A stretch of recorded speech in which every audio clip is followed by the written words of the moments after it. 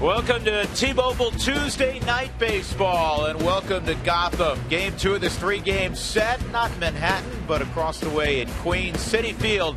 The place tonight, the Rockies trying to rebound after they had their 4-game winning streak snapped last night by New York when they rallied in the 9th inning. And welcome upstairs, everybody. Glad as always that you're along with us. With my partner Jeff Houston, I'm Drew Goodman. Tough one for the Rockies last night. They held a 2-1 lead to the 9th inning, and a rare blown save for the former Met, LaTroy Hawkins. But in the middle of an offensive surge is one Nolan Arenado. Yeah, it's fun to see because you go back to earlier this season, sometimes you forget he also had a 28-game hitting streak. But in the last 5 ball games, 4 home runs, 7 RBIs. And the adjustment he made last night on that curveball where he was able to pull his hands in and hit it out and keep it fair down the left field line. He's now 3rd on the team in home runs. So it just shows you the growth of this young man because you make adjustments as a hitter.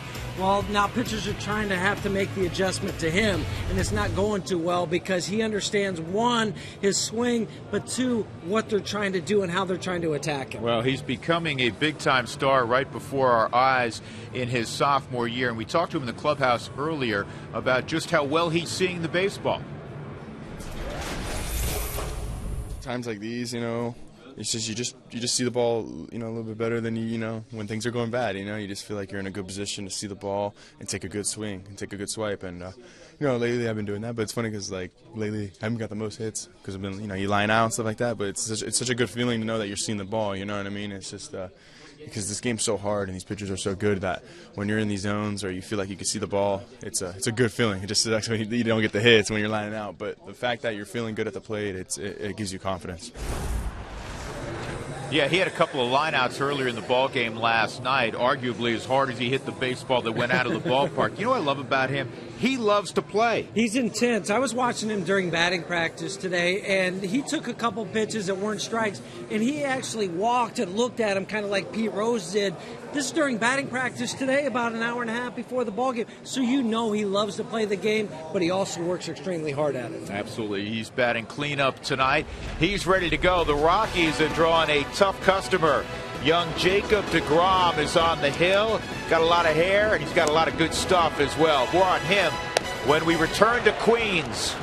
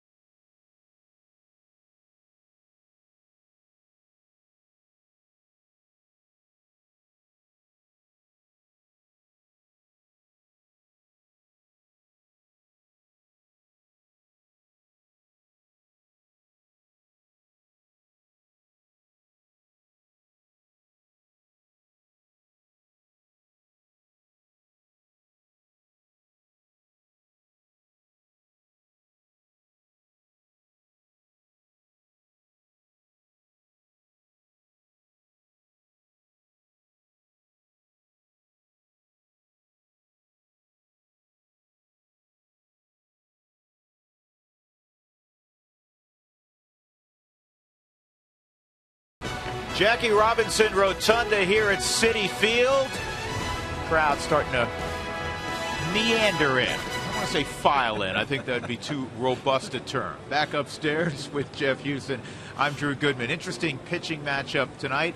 A young right-hander, Christian Bergman, goes for the Rockies, and a young right-hander for the New York Mets, Jacob deGrom, and he's been pretty special. Well, not bad for a ninth-round pick out of Stetson University. Christian Bergman coming off a win against San Francisco in his last start, but Jacob deGrom, he has an ERA below 2 here at Citi Field, and he's just kind of piling up the numbers the last 12 starts. And since only the middle of July, he's got the second-best ERA in the National League behind some guy out in L.A. named Kershaw. So you know deGrom figures out how to pitch at this major league level, and they're really excited about what he brings to the table.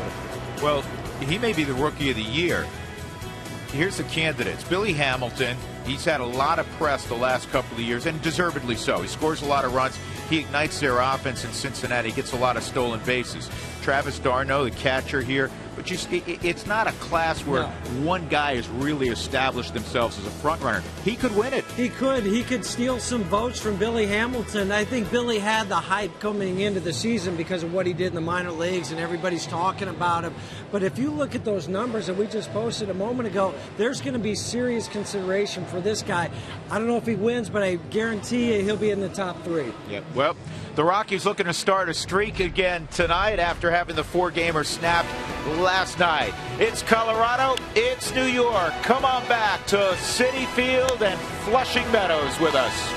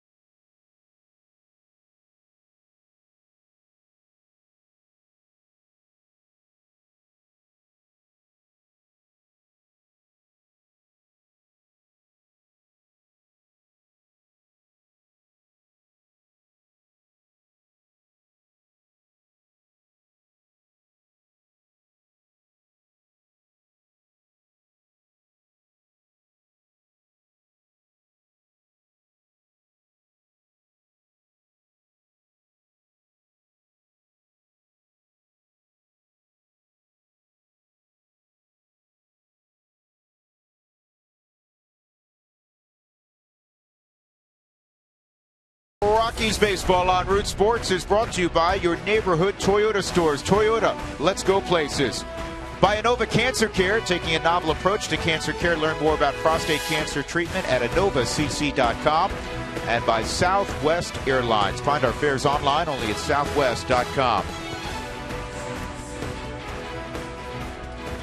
Well, a couple of guys who had last night off are in the lineup tonight for the Rockies. Notably, Charlie Blackmon. He'll lead things off, and also Justin Morneau. Let's take a look at Walt's lineup, brought to you by Southwest Airlines. In the 2 spot, Michael Kadire. That's where he was hitting at the start of the year. He's back in there tonight. Arenado will follow Morneau. They'll split up the lefties and Dickerson. Willeen Rosario getting a start for the first time since coming off the DL. Josh Rutledge will bat 7th. DJ will bat in his familiar spot in the 8-hole in front of Christian Bergman. Well, we were talking a lot about Jacob deGrom. Here's some more numbers on him, presented by Inova Cancer Care, non-surgical treatment of prostate cancer. Visit InovaCC.com. Doesn't walk a whole lot of guys, 39 walks in 119 innings. In fact, his last 10, he's issued 2 or fewer in every one of those starts. So you're going to have to be aggressive against him tonight when he is in the zone. He's got a heavy fastball. He sinks it quite a bit. His numbers are very impressive. The last 78 innings, Huey, he has struck out 1 batter per inning pitched. He works deep into ball games, and in talking to, for you and I, talking to Ron Darling, who was a very successful pitcher in the big leagues, he knows what it takes. Very impressed with his competitiveness. Well, and think about this, too, because coming out of college, he had only really pitched 1 year, and that was his junior year. His freshman and sophomore year at Stetson University, he was a third baseman, shortstop. So, I mean, he's cutting his teeth, basically, now at the big league level, going, hey, I feel confident in what I'm throwing up there. You know, that's a 95 fouled off. There are GMs and scouting directors around the league that don't mind that at all, because they feel like there's less wear and tear on the arm that they're drafting. Well, and they've had a few guys have Tommy John surgery, like everybody has in baseball. They feel like, sure, because he didn't pitch, he doesn't have those innings, he's going to be okay. Eric Campbell's at third tonight. Safe. I don't know. Ooh, that's bang bang at first. Let's see if Walt comes out of the dugout. Maybe since he didn't have any reaction from Charlie. Yeah, Eli didn't look like let's see where he stepped on this bag, though. Did he step on top of the bag or on the front side of it? He's out. Okay, he's out. Yep, he was out. But it was close. It was. Here's Michael Kadire. We were visiting with him around the cage before the ball game, and I said, you keep coming off the disabled list, and your first swing is epic. And he said, I murdered that ball. He did. Yes, that ball he hit out in his first at-bat last night was absolutely lathered. Well, and he knew it immediately when it went out. It's a hitter's dream when you catch a ball like that. That's the movement you referenced, Drew, where that had 94 miles an hour and it was sink heavy. Yeah. Well, when we asked Darling where you think down the road he fits in a rotation, he strikes out Kadire on high heat. He said he's a 2, 2.5, and that's with the other guys they have. Matt Harvey's back next year. Right. I mean, Matt Harvey's got as good a stuff as anybody in baseball. And Zach Wheeler. So you're talking about some front-end guys, and he thinks he may fit in between those two. Well, and that makes the future pretty bright for the Mets when you're saying, well, he could slide in between Zach Wheeler and Matt Harvey. Well, look at their division, Jeff. You have Atlanta, they always pitch. Good swing there by Morneau. You have Washington, who has great pitching, both starting pitching and in the pen, and that's why they're a threat to win the National League pennant. So there are 2 teams that they have to contend with, well, and they're in a big ballpark. You better be able to pitch. Don't forget about Miami and some of the arms they throw out. You know what? That's a wonderful point. I mean, some guys have gotten hurt this year, most notably Fernandez. But you're right, absolutely. So, some of those other young guys that we saw, they were coming out throwing 95 to 97. Yeah, this may turn into the division of the 2-1 game. Let's take a look at the Mets defensively, brought to you by Excel Energy. Visit responsiblebynature.com today to learn more. So the Mets have Matt Dendecker playing left field. Juan Lagares, we were bragging on him last night. He's terrific. Curtis Granderson in right. Eric Campbell's versatile. He can play anywhere. Daniel Murphy's back. He had a calf strain. Tremendous offensive player. One thing that jumps out about Murphy, he's made 15 errors at second base, which is a bunch. Campbell makes a catch in foul territory, and it's a 1-2-3 beginning for 26-year-old Jacob deGrom.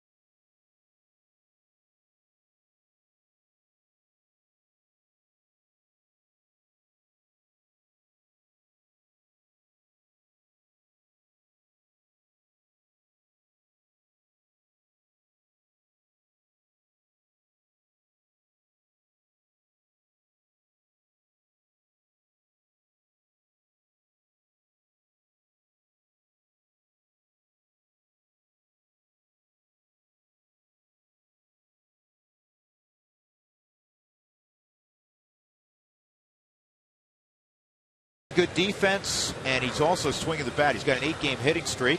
He comes in at 282. He can run a little bit also. That's why he's hitting at the top of the lineup for Terry Collins. And the rest of Collins' lineup brought to you by Southwest Airlines. Find our fares online only at southwest.com. Daniel Murphy back in that 2 spot. Eric Campbell will bat 3rd. Lucas Duda, he's been swinging the bat well. Travis d'Arnaud with 13 home runs. Curtis Granderson, one of the heroes last night for the Mets in the 9th inning. Wilmer Flores, Matt Dendecker, and DeGrom, who can swing the bat. Here's some more on Christian Bergman, his ANOVA numbers. Non-surgical treatment of prostate cancer visit ANOVACC.com. Beat San Francisco's last start 6 innings. The interesting thing about that start is he didn't have any strikeouts. He also didn't have any walks. Since returning off the DL, 2-0 with a 3.57 ERA. Lefty's hitting a mere 237 against Christian. So Lagares steps in, and the first pitch from Bergman's in there for a strike. He's interesting in that I like the description of Walt Weiss. He has a quick arm, but not necessarily it's not necessarily a big arm. So, you know, it's 88 to 90. And yet the ball seems to get on you. Right. Some guys throw 95, 97, and you see it from the minute they start their windup. For Christian, that quick arm, it gets it up and gets it out, and it's a little sneaky fast. Well, we've learned that Christian Bergman, as we described DeGrom, very competitive guy. Here's the Rockies defense presented by Excel Energy as well. Dickerson, Blackman, Kadire in the outfield. Nolan Arenado, Josh Rutledge left side. DJ is on the right side with Justin Morneau, Willeen Rosario doing the catching. Daniel Murphy led the National League in hits with 159 when he went on the DL on August 24th with that calf strain. He can rake. And those numbers from the series in Denver earlier this year.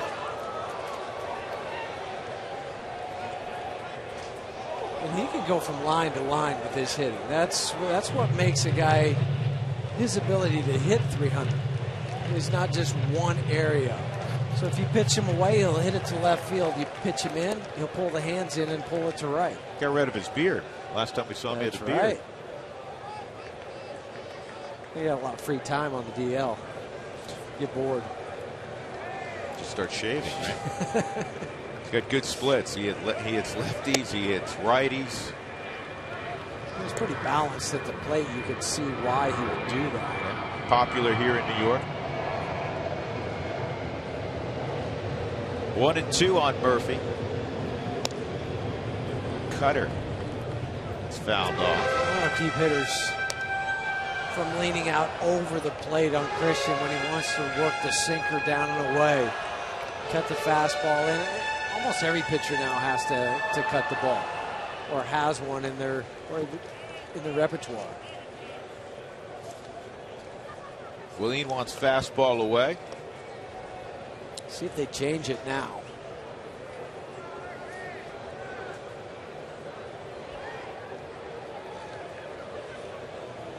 Went through the whole arsenal. Change up.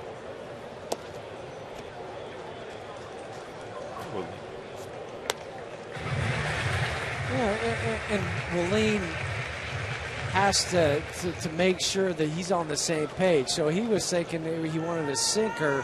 That's why it took him a minute to get through the signs. 2-2. He got that inside on him. There's a lot of room in foul territory inside the bags. And the moment I say that, that ball drifted out of play. This is kind of, at least inside the bags and down about 40 feet down the line, is somewhat reminiscent of older stadiums. Wouldn't you agree? Oakland.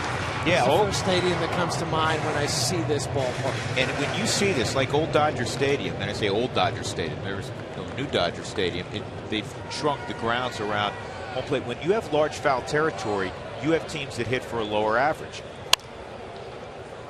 because there are more pop-ups like that stay in play.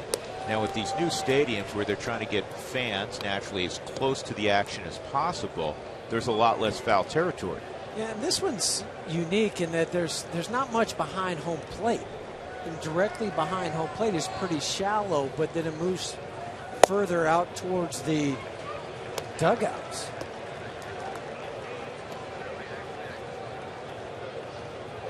Now the count's full, 3-2 on Murphy.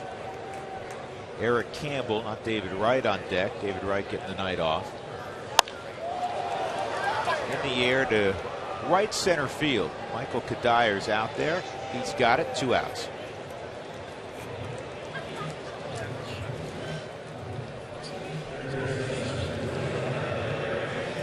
So Eric Campbell will take his turn. Tweet your questions using the hashtag Toyota Talk, and we'll get to as many as we can during the 5th inning. This guy's played the outfield. He's played every infield position. He uses the whole field offensively. And he takes a strike. This is a true September game in that none of the Mets have ever faced Christian Bergman. None of the Rockies have ever faced Jacob deGrom. In fact, I asked some of the younger Rockies, and the Mets affiliate is in the same league as the Rockies affiliate. They play in the PCL in Las Vegas. If anybody had ever seen deGrom. Nope. Nope. Well, I mean, he wasn't down there very long, so no. if you went and played them, he happened to pitch the day before, he was going to pitch the day after, you wouldn't see him. So it's still a fact-finding mission for every guy that goes up there. What does he have? 1-2 on the ground to short. Good start for Christian Bergman. Rutledge with a throw that's offline, and it's giving him a good start. Bergman did his job. Rutledge had the throw sail on him, and evidently Morneau unable to get the tag down, so Campbell reaches on the error by Rutledge. 11th error for Josh. Out of the hand. Ooh, you know what? Did he get him on the back? Maybe. And Williams looking in the dugout right now. And Morneau's taking his time. They're taking a look inside. Brian Jones does an outstanding job as the video coordinator of the Rockies, is eyeballing it. And unless he's 100% sure, he's not going to give word to Walt to run out there, especially in the first inning. So evidently they didn't feel like it was. Maybe it was too close to tell, and they just didn't think that it would have been overturned.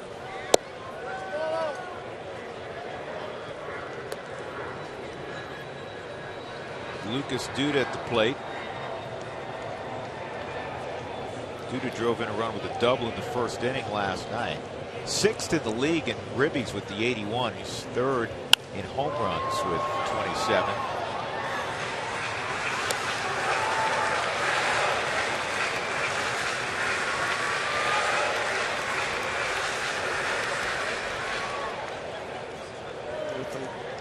A lot of pull guys now.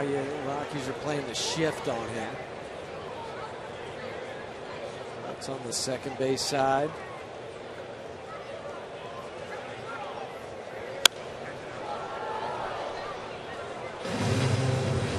There are people who follow this game and follow the analytics who believe one of the reasons we've also seen a decline in batting average, not only this great period of pitching that we're in, and power arms coming out of the bullpen in the 6th inning now, not just the 8th and 9th inning, and also the number of teams that are utilizing shifts. Well, even just in the last 4 or 5 years, you've seen the number go up as far as shifts. This year more dramatically than any of the previous few years. Who was it about 2 weeks ago? Oh, the Dodgers. They put 4 or 5 guys on the right field or on the first base side. I mean, that's an extreme shift. But it's to that point where they just feel like, I'll let you try to hit the ball the other way, but I'm going to take away your strength. And the Cubs, to borrow from the 85 Bears, came out in the 46 defense. Tried to sneak 10 out there. Tried to. Yeah. Unless they call you on it, throw a flag. When Duda, he's only had 21 hits to left field, so it plays into this strategy that the Rockies are employing. 1-2, and another foul ball. You don't want to make a living right there. That No. slider was a belt-high slider that didn't have a lot of bite to it. Well, and not a lot of velocity behind it. The high leg kick from Duda. You remember anybody that had? I mean, Ruben Sierra is a guy that I played with that had a high leg kick like he did. Well, you know, Cargo has a pretty significant leg kick. Cargo, if you're watching, we miss you. Yes, we do. Seeing him every day and that happy personality. See him in the hallway the other day. Said you're getting big triceps from being on those crutches. Ooh, that's no fun. Yeah. No fun at all. He's in good spirits, though. Well, and Troy, too. I mean, Yeah. get well, Troy. Get those guys ready for spring training. This ball's hit to deep right field, and it's down near the corner, and it's caught by Kadire. Right against the wall. Duda thought he had hit his 28. A long out to end the inning. Michael Kadire, all 3 putouts in the inning. Good job tracking it by Kadire.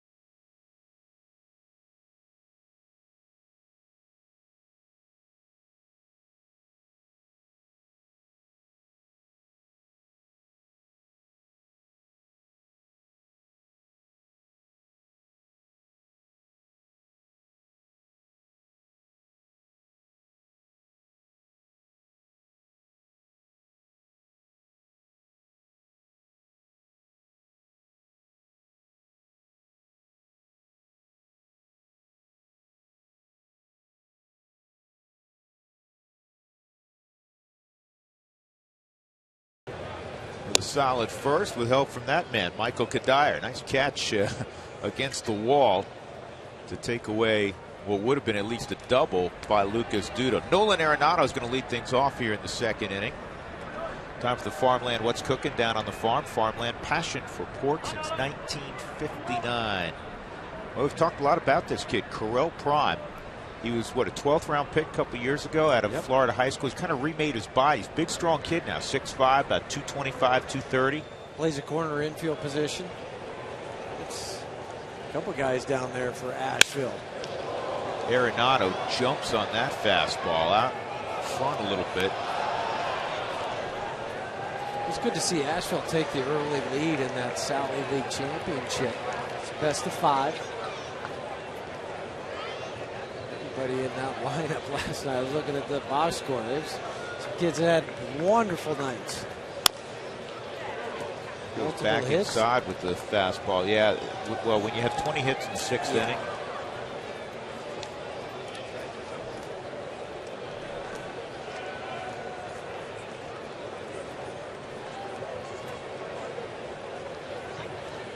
It was 15-1 at one point and finished, what, 16-7. Yeah. That's what foul also. This was an 0-2 pitch last night that he hit deep into the night. And on a curveball. I like the balance in his swing and approach. That's the biggest difference from last year to this year. That gave the Rockies, at that point, a 2-1 lead. Unfortunately, they couldn't hold 6 pitches in the 9th inning, and the Rockies got walked off on. Went double, triple, sac fly. It's the 6th time the Mets have walked somebody off this year. It's bounced short. Did he stay on the bag? I guess did, according to Field and Colbreth. Wilmer Flores. An awkward attempt by Flores. He had reached back and then he has to throw off his body, which isn't the problem. But as you're coming in to then catch the ball on the right side is not how you would teach it. He did have his foot on when that ball went in the glove. Walt's out there discussing it.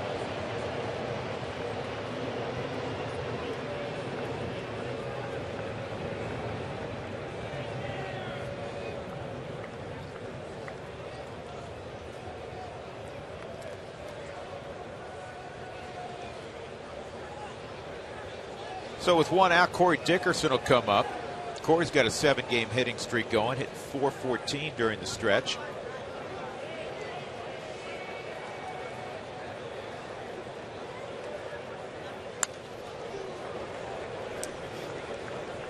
DeGrom not afraid to throw that fastball. He averages 94 on the fastball. Sliders 87, changeup 84. Curveball at 79. I love the stat you rolled out at the top of the broadcast. Last couple months, there's only one guy with a lower ERA. That's a fair ball. That's going to go fair, and now it's going to come back foul. It was foul, fair, foul. Yeah, since July 8th, DeGrom has been second in the National League. As we see this ball, it was fair, and then it had the English on it to make it foul.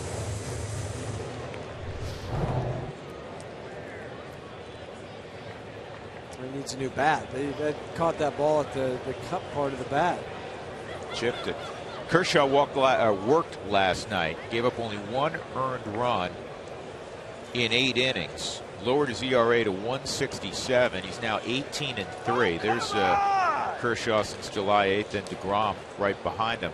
And I loved what he said because he was animated in the dugout. He had thrown only 89 pitches in 8 innings. He wanted to complete the game. And Don Mattingly overruled him.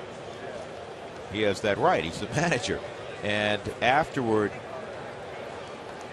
when Kershaw was asked about it, he said, Donnie gave me the it's for the good of the team speech, and I don't yet have a comeback for that one.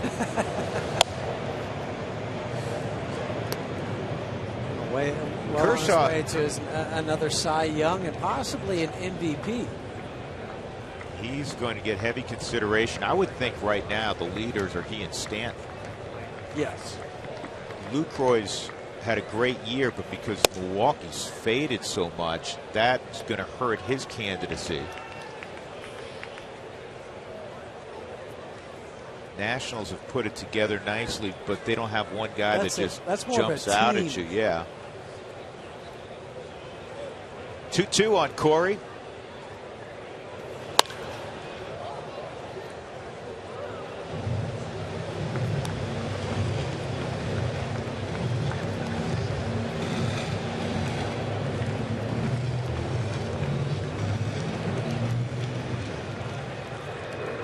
Well, I think had Troy stayed healthy, he would have made it very interesting talking about Tulowitzki. Definitely MVP numbers prior to being injured.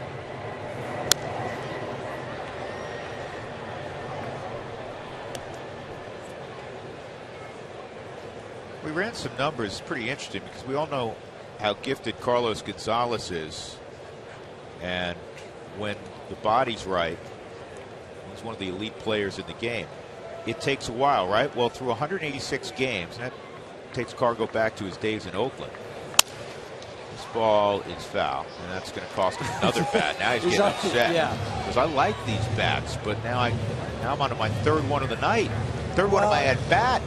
And usually you just go in real quick to a game with just 3 bats. So he's going to have to go in the. He's going to have to doctor up a couple more. Reload. Yeah, he takes the time to put that stickum on the the wrap on him. Anyhow, Dickerson's hit 297 in his first 186 games. Cargo at 269. More home runs for Corey. More ribbies for Corey. Less strikeouts. And again, well, he's you're being compared against. Right. When he's right, one of the top players in the league. Anytime you can be compared to somebody like that, it's a nice start to your career.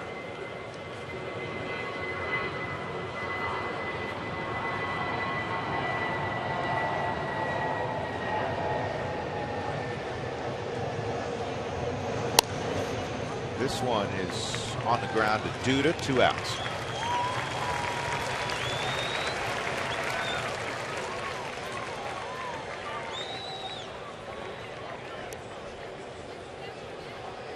Willeen Rosario will come up, get his first at bat. Who wants tacos? Remember, if the Rockies score 7 or more during any game, go to participating Colorado Taco Bell locations the next day between 4 and 6. Get your Rockies taco special. Live Mas at Taco Bell.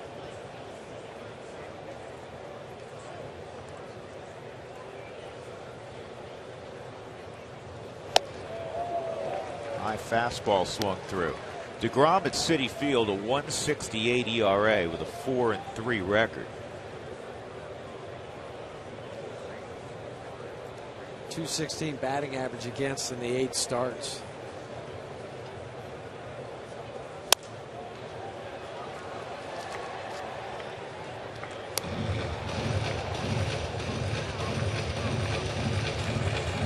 Two strikes on the bull.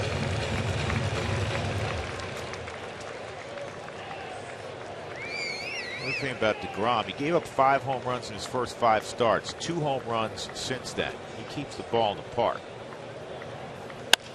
This ball's driven pretty well to right center field, and it is over the head of Granderson, and it takes one hop and goes into the Mets bullpen.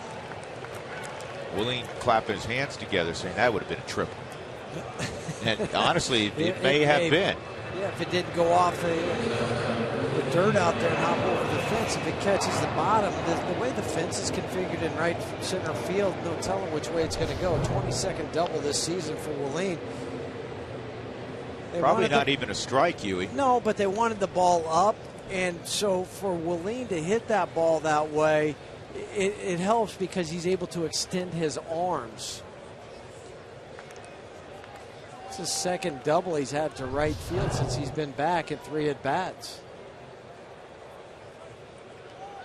Here's Rutledge. Rockies trying to produce a 2-out ribby. That's a strike.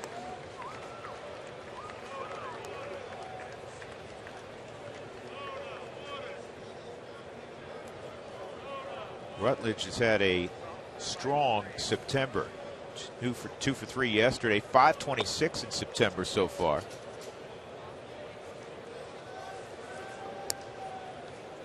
Yeah.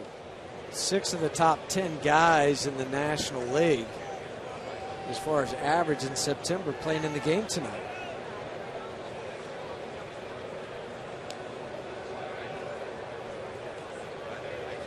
Not a surprise from the Rockies' perspective because they've hit. Actually 5 out of the 10. That's 6, 5. But the fact that there's a Met involved and the Mets have actually swung it pretty well lately, it's been a little bit of a change. 2 balls and a strike on Rutledge.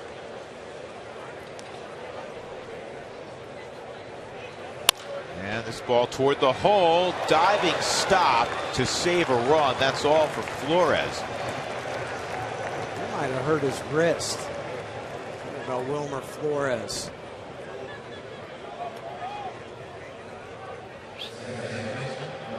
When you dive trying to just knock the ball down to keep the run from scoring, watch his wrist just turn over and he ends up diving and landing on it.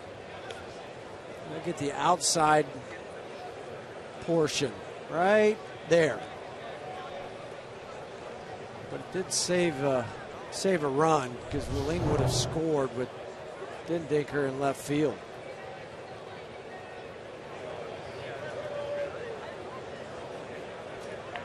So LeMahieu with runners at first and third. Fastball's up.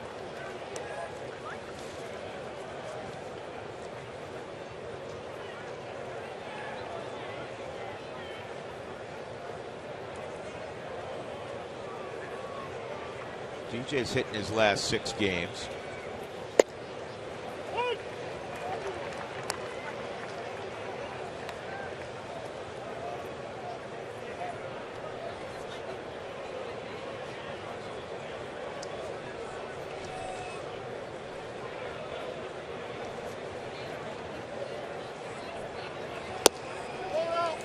Two and one. Home plate umpires Jim Reynolds. We haven't ID'd Jim yet. Fielding Colbreth at first. He's the crew chief. Brian Knight is at second, and Manny Gonzalez at third.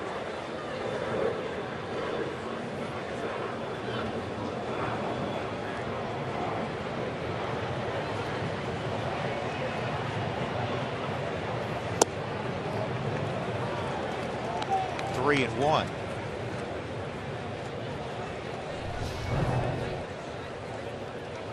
Pull it back into the zone, up.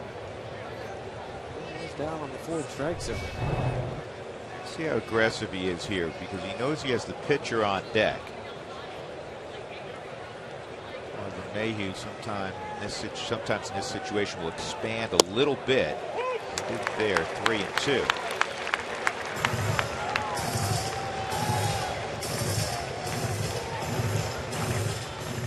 But it's so hard as a hitter to think along those lines, because you've been trained so much in your career to, oh, look at the strike. I gotta stay within the strike zone. That's why it takes a unique in the National League to hit 8. Swung on and missed. DeGrom comes back and strikes out LeMahieu to put down the threat. First and third, 2 left. We go to the second, no score.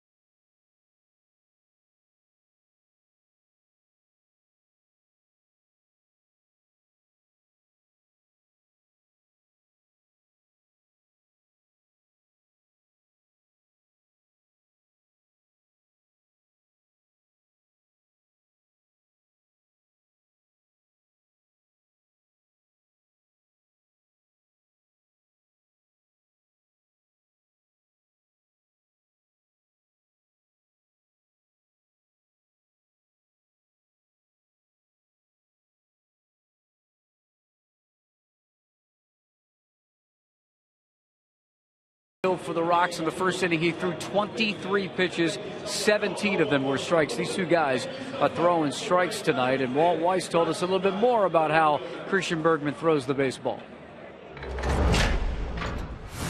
Commands the ball.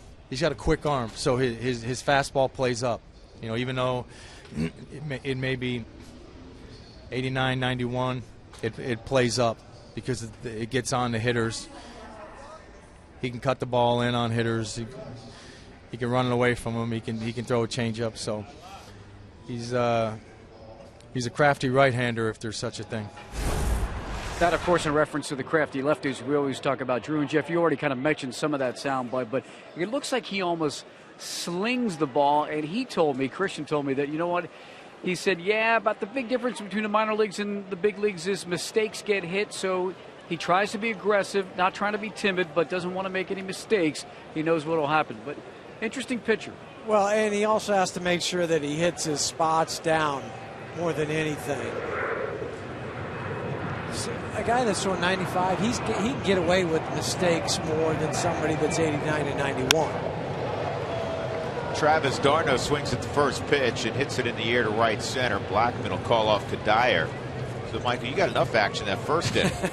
You catch one. One out. d'Arnaud goes back to the dugout. That'll bring up Curtis Granderson. Time for the Steel Tee Heating and Air Cool Stat. Never a trip charge for a repair. $69 value. Steel Tee, the T stands for trust. Go to steeltee.com. Well, last night, the Mets had 6 hits, all extra base hits. 37 times since 1914, a team had at least 6 hits in a game and no singles. First time it's happened for the Mets, and they've been around since '62. It happened for the Rockies against Minnesota a few years ago. Dodgers had 7 against the Giants earlier this season without a single. Kind of an interesting fact. Rockies in 09 against the Twins. Most ever in a game 9. Atlanta in '98 against the Giants had 9 doubles. They win that game, Dougie? They did win it. Yeah, they won the game. Bring the long ball. That's a perfect bunt unless it goes foul, and it will. It's the second time he attempted in this at bat. The first time he showed it, and the ball was inside, didn't lay it down. Bunt against the shift. We talk about Carlos Gonzalez. Well, Cargo does this a few times in his career. He play the shift, all bunt, past it.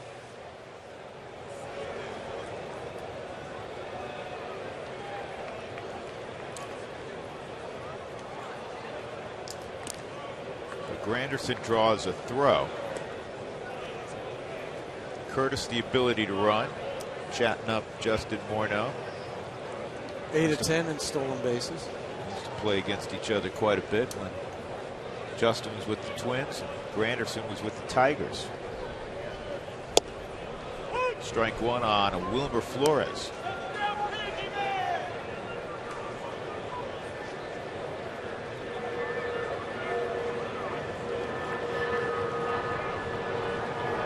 Flores had his first career walk-off hit last night.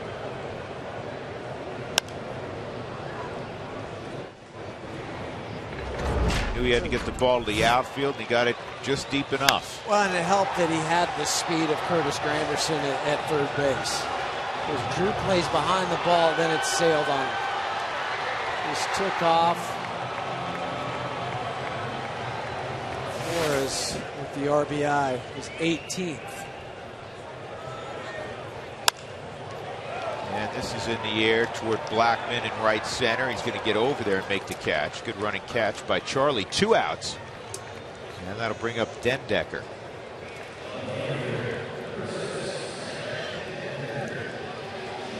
Why don't you tweet us your Rockies fan photos? Use the hashtag COFanPhoto. You never know when it may crop up on a broadcast. It's brought to you by AT&T.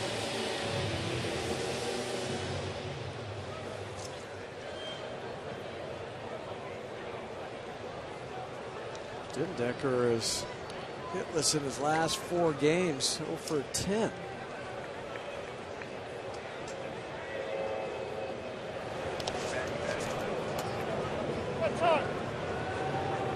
Made an appearance last night off the bench.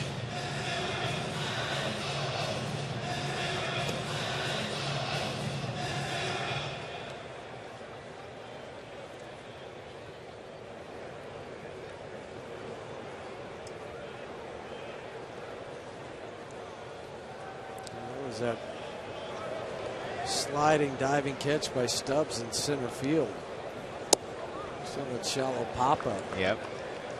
Dendecker played college baseball at the University of Florida, and he was a senior side. People may be saying, well, Goodman, why is that so unusual? It actually, at major programs, is a little bit unusual.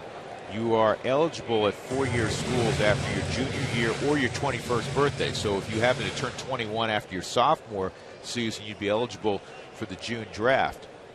And, you know, there are guys that turn down, you know, get drafted their junior year, decide to go back to school. Sometimes guys blossom that final year. Typically, you have less leverage after your senior year, and that's why a lot of guys sign after their junior year. But it goes to what we talk about. It seems like every other night at least. If you can play, they'll find you. Just keep plugging along. Dickerson makes the catch. That's all for the Mets in the second. We'll go to the third. No score.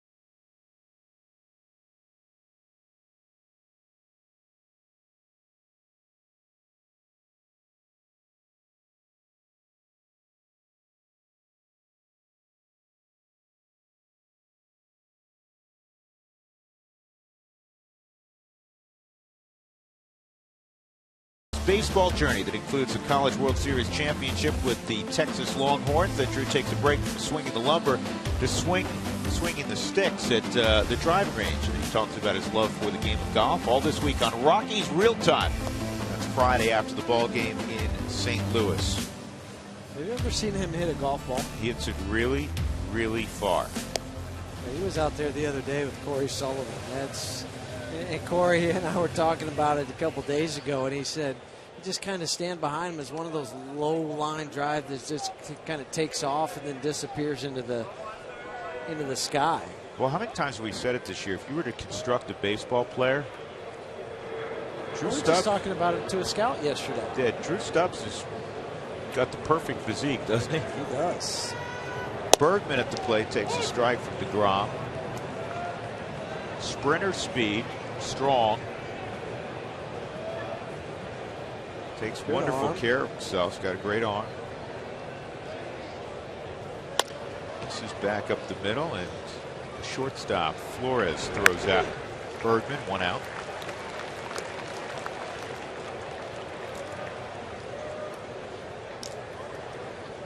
Charlie Blackmon will take what he learned in his first at bat to his second look at DeGrom. Grounded to third his first time up, nearly beat it out.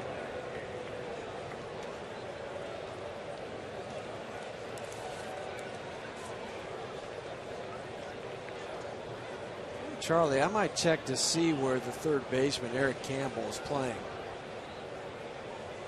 Think about maybe laying down a bunt. Yeah, now Campbell creeps in. So employee third basemen like to use. We'll start back, give the appearance, said, oh, everything's fine, don't worry about it. And then when the hitter changes his mind and eye over to the pitcher, you move in 3 steps even with the bat.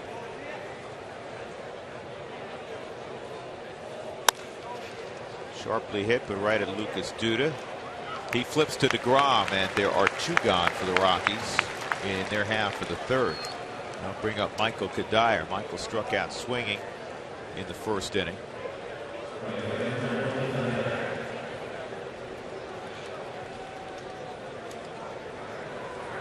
Well, last time Michael came off the DL, here's what he did. After having a triple, a home run, and a single, he produced a double on August the 17th. He now has one in each league. Need that baseball. Only two other guys that have done that. Bob Watson and John Olerud. Two good players as well. Michael at 326 after the first at bat. Last year he won a batting title at 331. He's behind 0-2.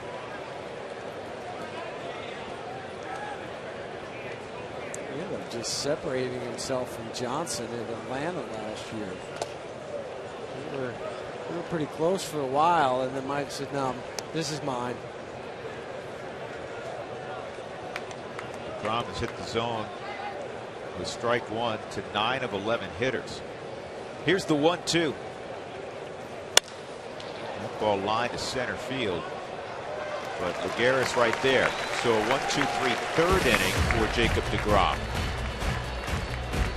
Zip, zip.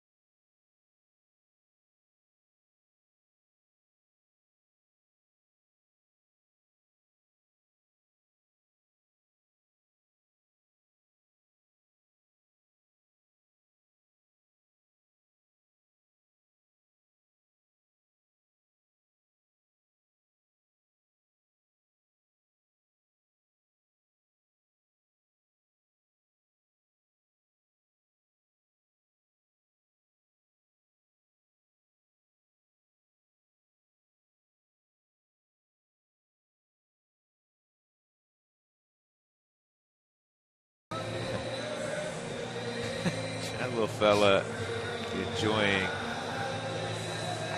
I'm guessing, if not the first, it's in single digits. A little game of peekaboo.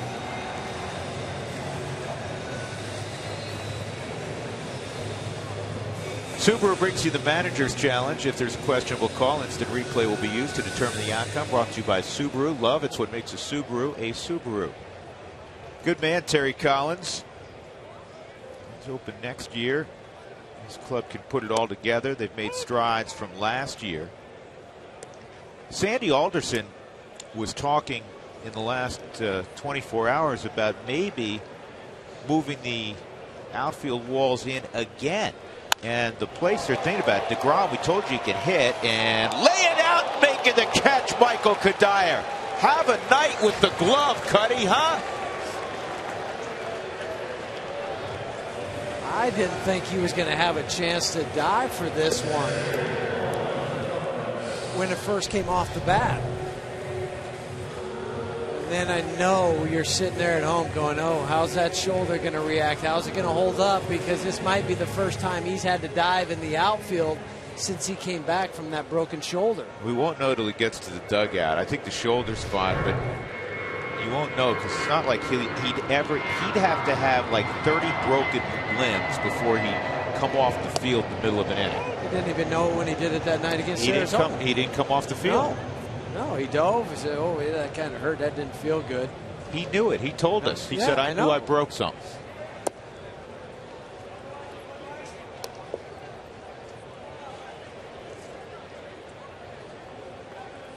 That was a heck of a catch. Anyhow, what I was saying before Kadire interrupted us, this is a grounded foul by Lagares. They're talking about bringing in the wall in right center field. I don't know how serious Sandy Alderson is right now. They calculated that their big signee, Curtis Granderson, 4 years, $60 million, after hitting 40-plus home runs a couple of years ago in back-to-back seasons for the Yankees, and they have a really short porch in right. He's lost at least 8 home runs at home, and if they pulled it in a little bit, they'd be pulling it in for the second time. The other thing is, if the GM's talking about it, it's already been discussed pretty heavily. Because he's not just going to throw that out there and say, "Oh yeah, we've been, behind closed doors, we've been talking about moving in the right center field wall again." You have to get league approval to do something like that, do you not? Yes. Because I was going to say, what would stop the team saying, we really love our pitching staff. We're going to move all the walls back this year. Oh, you know what? We kind of like the left-handed hitters we have this year. We're going to pull the right. This year we're going to pull the walls in right field. Put the walls on rollers.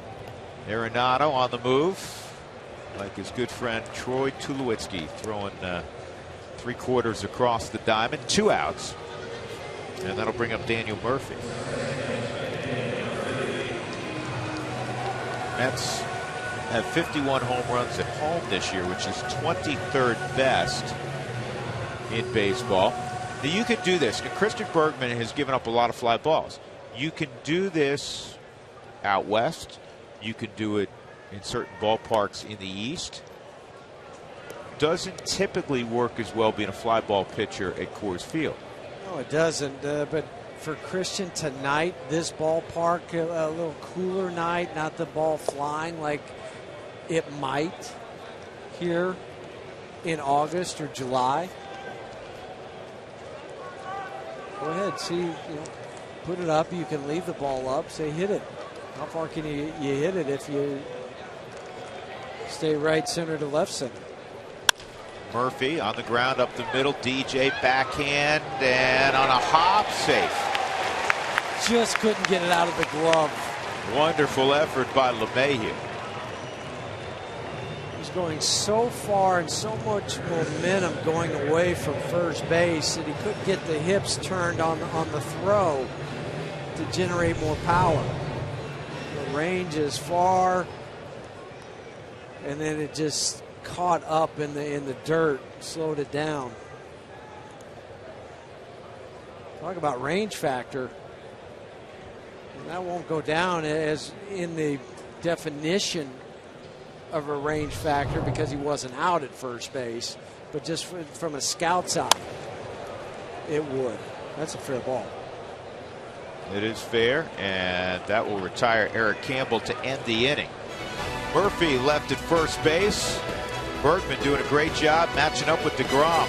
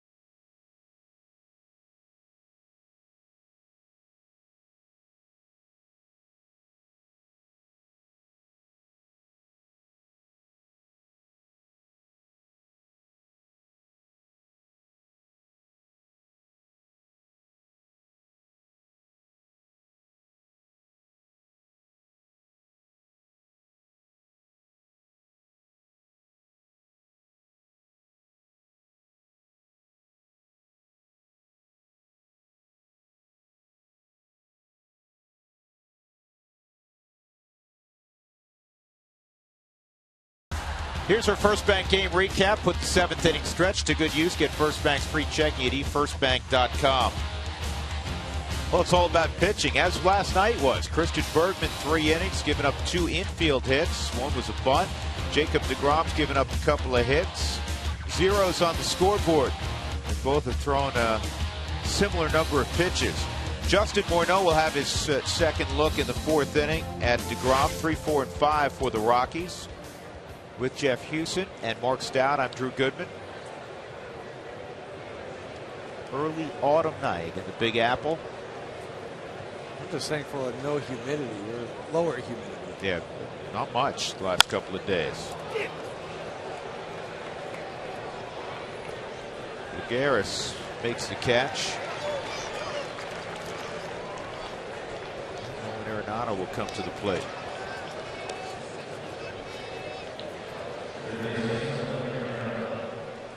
Coca-Cola value packs are the best deal in town. It's available September 15th to the 17th against the LA Dodgers for either $59 or $79, depending on seat location. 4 tickets, hot dogs, Cokes, and more. Coca-Cola value packs.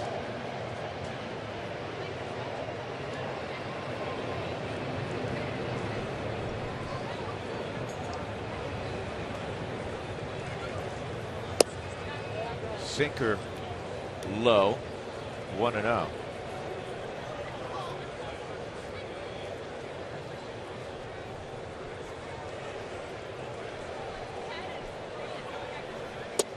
Be great to see Nolan get that average over 300 before the end of the season. Tonight, game number 145. Almost 43% of his hits. Pretty high number, been extra base hits, 52 extra base hits of 122. Well, he's the only third baseman in the major leagues to be slugging over 500.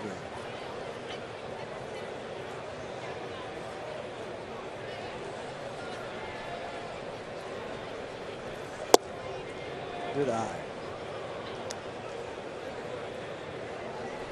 Count in his favor. Fastball count 3-1. Safe Light the place to go if your windshield's damaged. Safelight.com. Phone number 303-287-5000. This ball ripped deep left field. It's hooking off the base of the wall. Dendecker throws it back in, and it's a double. Talk about sitting dead red and getting the barrel out. That's exactly what Nolan did. And that's what you should do when you're ahead in the count like he was. You have to cheat and guess every once in a while. Came back up, belt high. It's fun to watch somebody when they swing like that and they clip it pure. And he clipped it pure. Nolan hitting .303 at Coors Field, and he came into the ball game at .281 on the road. I always like to point that out. You know, you hear so much about Coors Field. Dickerson, .365 home, .253 out on the road. The best for the Rockies on the road is Morneau. Morneau's hitting .311 out on the road, which is one of the 6 best road averages in the National League. Nobody will say anything about that, though. No, it just cuts the other way. Yes. See if the Rockies could break the ice here against a tough customer and the Stetson product, Jacob deGrom. Corey was late on that. He was channeling his inner Reggie Jackson. Dropping when he finished his swing to the back knee. He's in the right city, the wrong borough. Okay. You like the balance of home runs, home and road for Corey.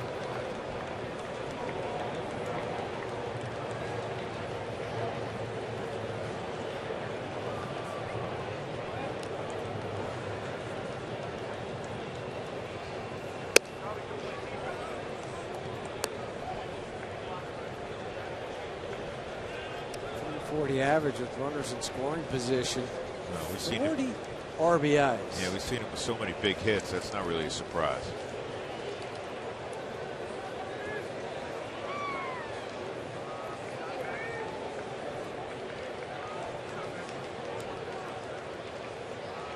One-two. And a defensive swing. Dickerson, the second out of the inning. That's the third strikeout for DeGrom. Got caught in between. In between of I need to protect. Ball's close enough.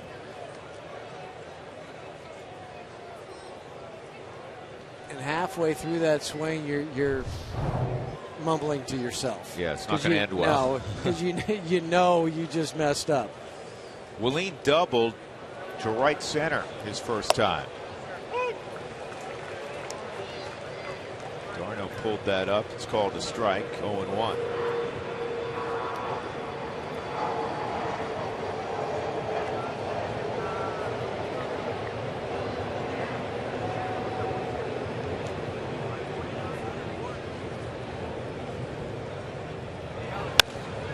And in the air on the right side. Duda makes the catch. Rockies leave Arenado at second base. Middle of fourth, no score. Rockies and Mets.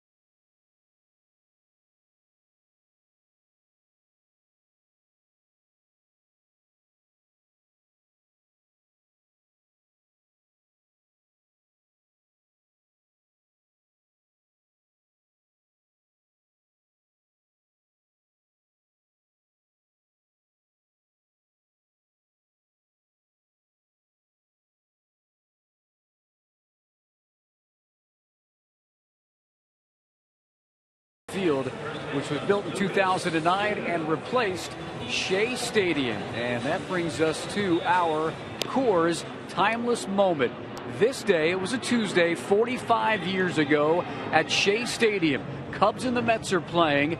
Ferguson Jenkins against Tom Seaver. The Mets a game and a half out of the NL East. Seaver, top one, retires the side because a black cat walked by Ron Santo, who was on deck when Billy Williams was at the plate, and walked around the on-deck circle and around the Cubs. It became forever known as the Black Cat game. The Mets went on to win it 7-1. Seaver moved to 21-7 on the year.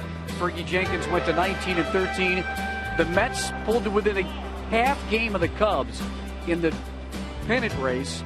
They would win it by 8 games at the end of September. They went 23-7 that September, and the Amazons won the World Series in 1969. Famous day for the Mets fans. Yeah, beat the Orioles in 5 games.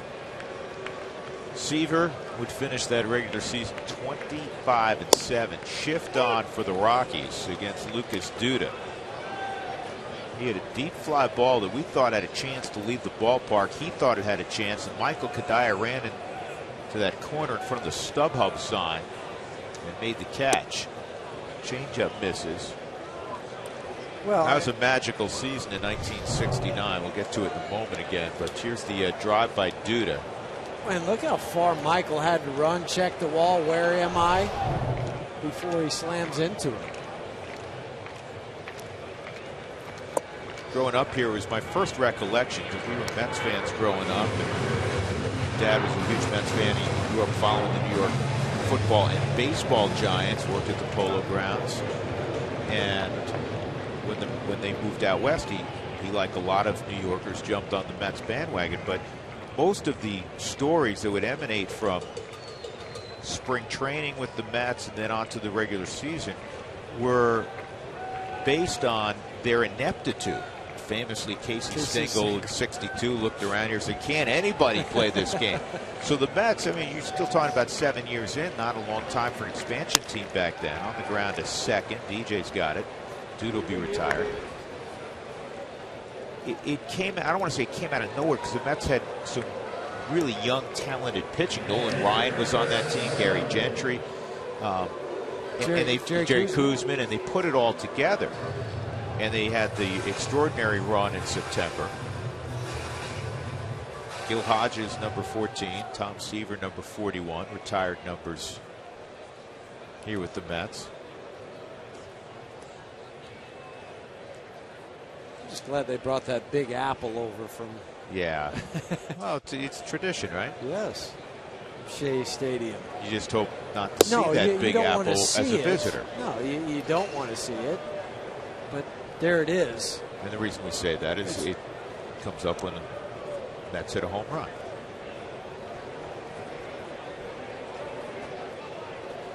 Mets haven't had a winning season since 2008. And with some of the financial problems the Wilpons had, they were, famously had a lot of money invested with Bernie Madoff.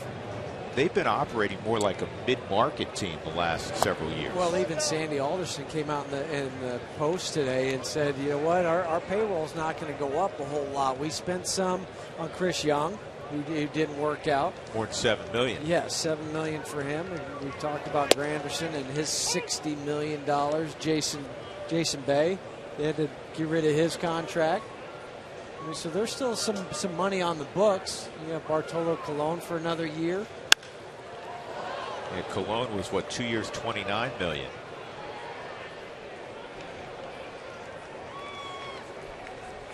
Darno skies to center field. That'll bring up Granderson. Granderson had the big deal in the offseason. We alluded to it earlier, 4 years, $60 million.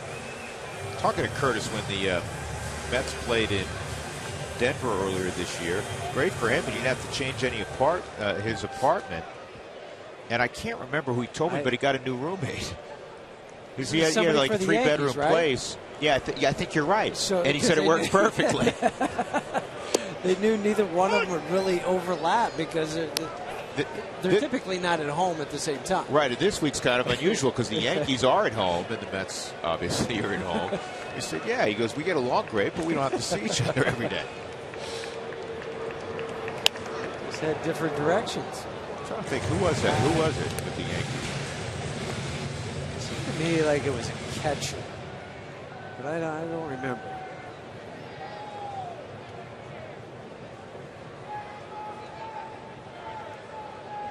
Curtis, a good guy. He's one of those guys that when his career's done, well, you imagine he'll get into the broadcasting business if that's what he desires to do. Well, the one thing for him this year, he hasn't made excuses. No. He just said, I haven't been good. There's never once where it's, I'm blaming this or that or the other thing. He said, no, it's just one of those years. Yep. And he's adjusted to this ballpark because at Yankee Stadium, so inviting for a left-handed hitter with pop. Stand on the plate. He strikes out. Bergman's first strikeout. A 1-2-3 fourth inning for Christian. He's doing his thing. No scores. We go to the fifth at Citi Field.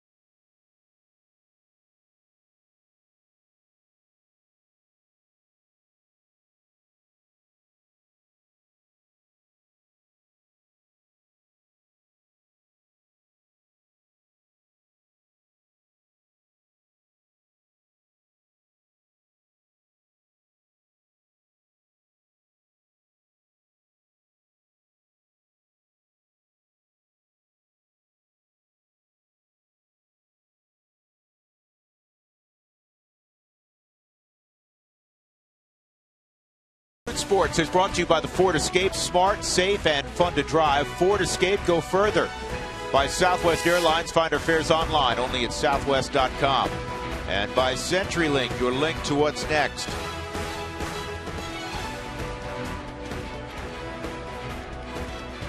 No score. Jacob deGrom at the top of the fifth facing Josh Rutledge, and the fastball in there for a strike. Christian Bergman's been outstanding, as has deGrom. Bottom third of the order for the Rockies here in the fifth. And that ball's well hit, but Lagares, the center fielder, plays pretty shallow. He makes the catch above the chest, so there's one out. DJ LeMahieu will come up. DJ struck out in the second. Rockies had runners at first and third in the second with 2 outs. DJ was ahead 3-1, and deGrom painted on the corner and then got him on a high fastball. And then last inning, the Rockies got a 1-out double from Arenado off the left field wall. Dickerson struck out and Rosario popped out. So the Rockies have had a couple of decent opportunities. One for deGrom. The last 12 starts averaging almost a strikeout per inning. ERA at 1.95, whip just above 1 compared to his first 7 starts of the year.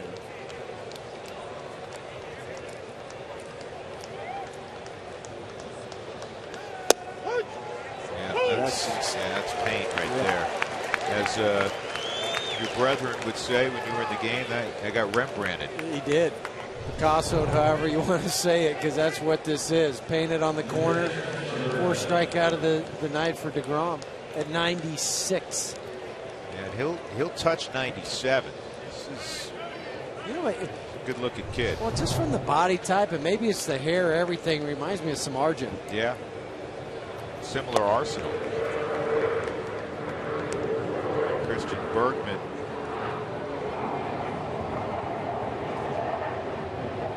Out of the zone. He's 16 out of the zone. How about this? The Rockies historically have struggled in California. We know that. They have not been a good road team. This year, they've played better out west. They had the sweep in San Francisco in mid-June. East of the Mississippi, it's been just awful. The Rockies are 6-28 east of the Mississippi.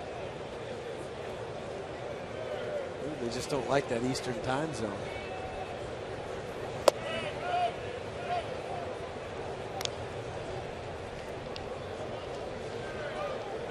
A lapse in concentration, 3-1. deGrom has not walked anybody. He's allowed 3 hits. 2 of the hits have been doubles. Bergman taking the whole way. It's 3-2.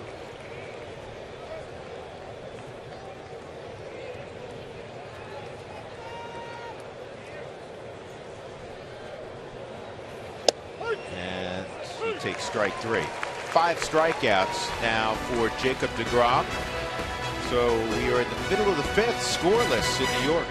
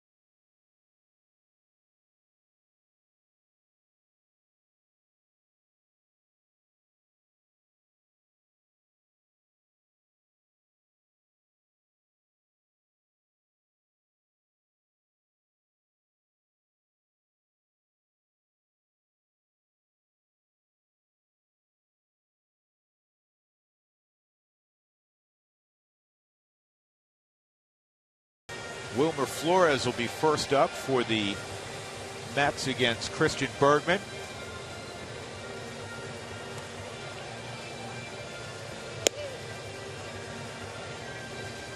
Now a reminder to hug a hunter. Visit hugahunter.com. There's money generated from hunting and fishing in our state, creates jobs and protects wildlife. So learn more at hugahunter.com.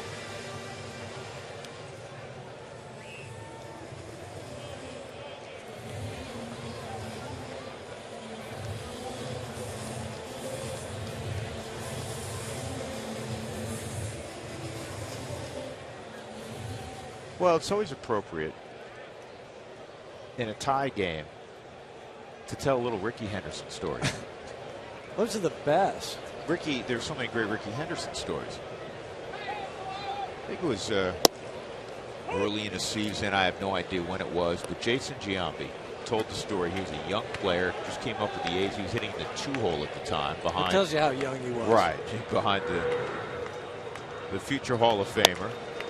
And it's the 9th inning of a tie ball game. And they're both on deck watching the pitcher warm up.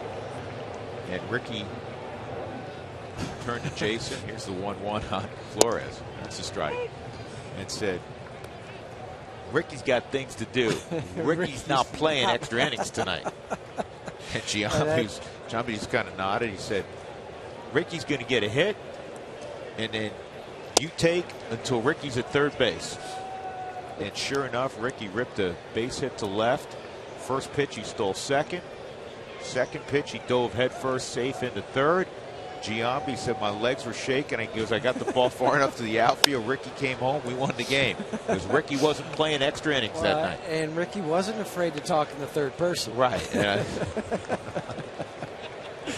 Rickey often would talk at the third person. That's why I told the story last night. Jason told the story. Flores pops out. Matt Dendecker with 1 out. Oh, that's the 9th flyout for Christian. 3 groundouts, a strikeout, but 12 of 16 first pitch strikes.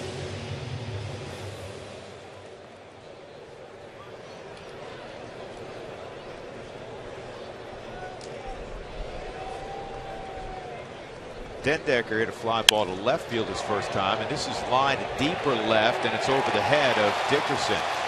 And Dendecker is going to have the first hit that left the infield for the Mets. A 1-out double.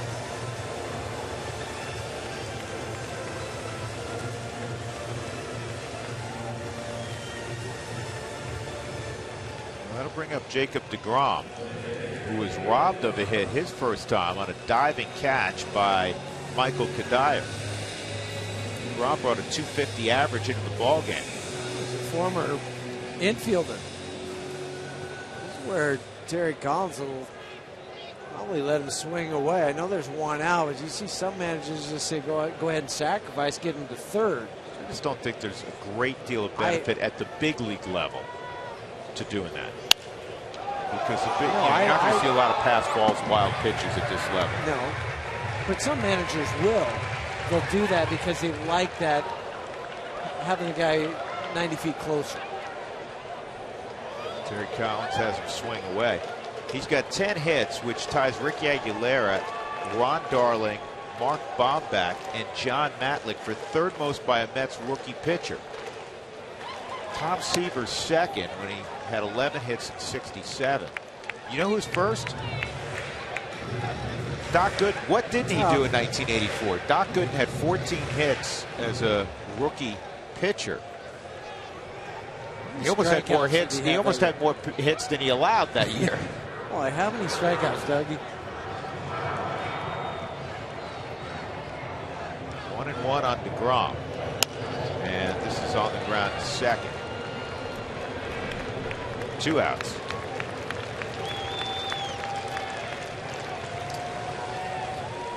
When you have a game that's postponed while in progress, do the umpires have to be the same when it is resumed? No. We just had that situation when that game was suspended by 3.5 months, and it was a different crew that umpired the Rockies and Giants.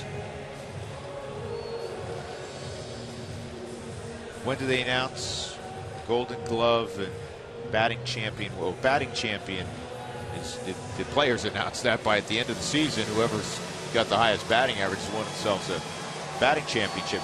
Gold Glove, they do it in October. The announcement comes during the postseason. Yeah, they kind of spread it out for MVP.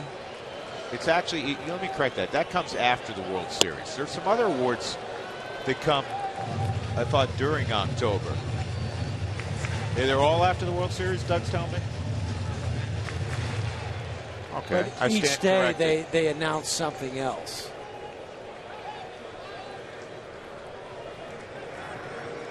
Well, you know what? All leagues now do that. Lagares fouls it off. Real quick, get back to Doc Gooden for a moment. 276 strikeouts that year. His freshman year? Yeah, his freshman year. I think, I'm looking at Doug again, that when he was at Kingsport, he struck out 300 in 199 innings, something like that, which is a lot of innings for a minor league guy. It's a little different back then, but I think he struck out 300 at Kingsport. 300 and 191 innings. Good memory. Is that any good?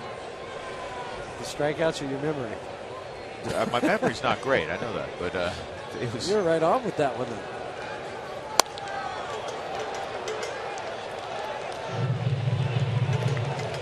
Out of all the Rockies position players, who do you think could throw the fastest fastball?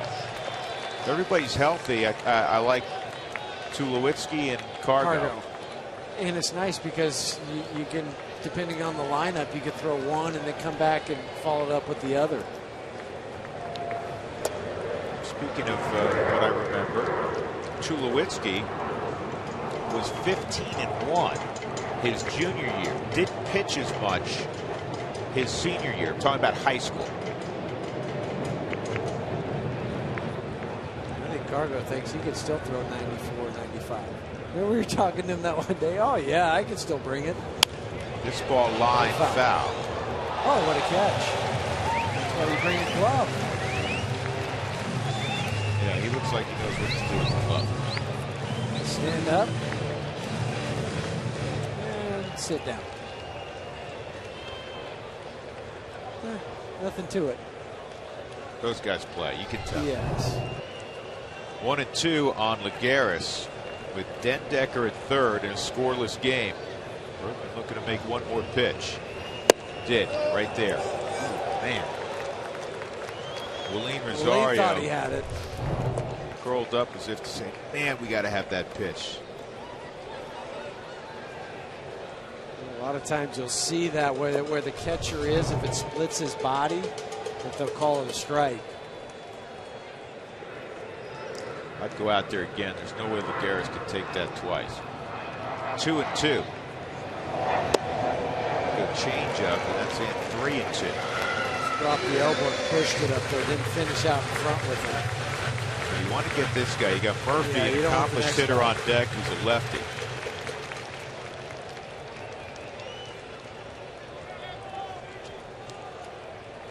You pitch him away and play him away. Hit a fly ball to the outfield. And he comes through with a base hit, and the Mets are going to take a 1-0 lead. Dendecker scores. It also extends the hitting streak for Lagares to 9 games.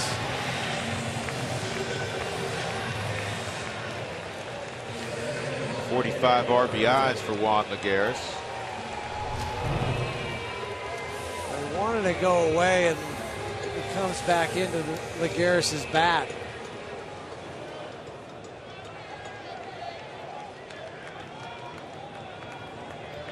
Like a backup slider.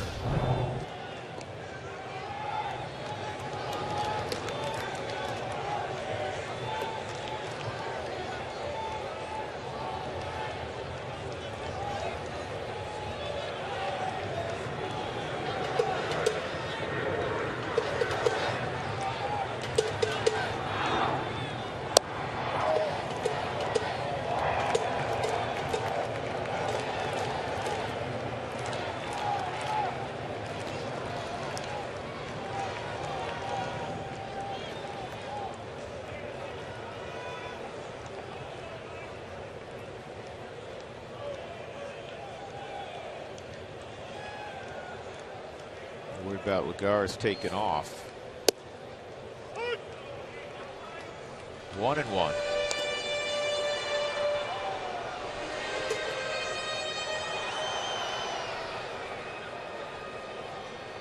I'm not sure he will, just because it would allow Justin to move back. He's got more of a hole between first and second if he stays at first. Fly ball to Kadire in shallow right, and he'll make the catch. In the inning, a 1-out double and then a 2-out single, and the Mets have the first run of the night.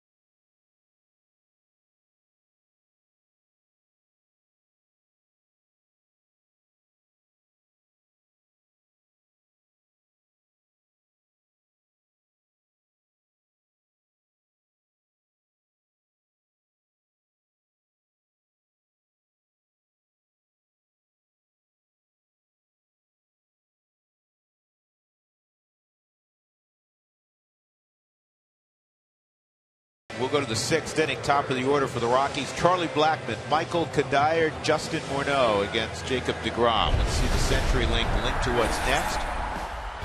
Tomorrow's pitching matchup's a good one. Tyler Matzik will make his 17th start. He's on quite a roll, 21 scoreless innings. Rafael Montero will start for the Mets, the young pitcher they're grooming. Originally, it was going to be Bartolo Colon. He got pushed back a day. Blackmon's twice grounded out in the ball game. Once to third, once to first.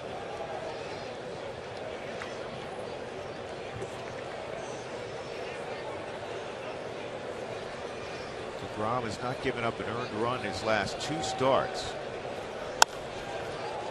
And that was a fly ball to shallow left, and well, that looked like it became more difficult than it should have. Dendecker makes the catch.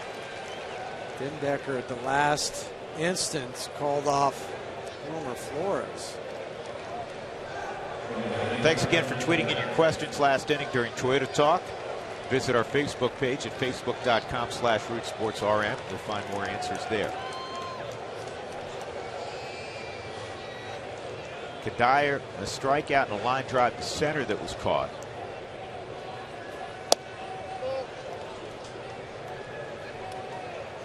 Kadire at .324 in 36 games this year. Last year he won the batting title at .331. Morneau came into the ball game leading at .316. Murphy drifts back, 2 outs.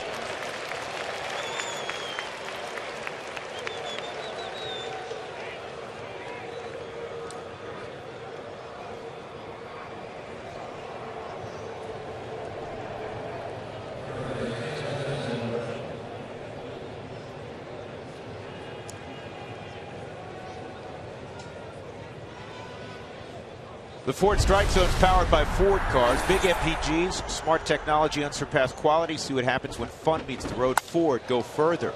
This ball's hit well to center field, but on the track, the catch is made by Lagares. Another quick and efficient inning for deGrom. He's retired 8 in a row. 1-0 New York.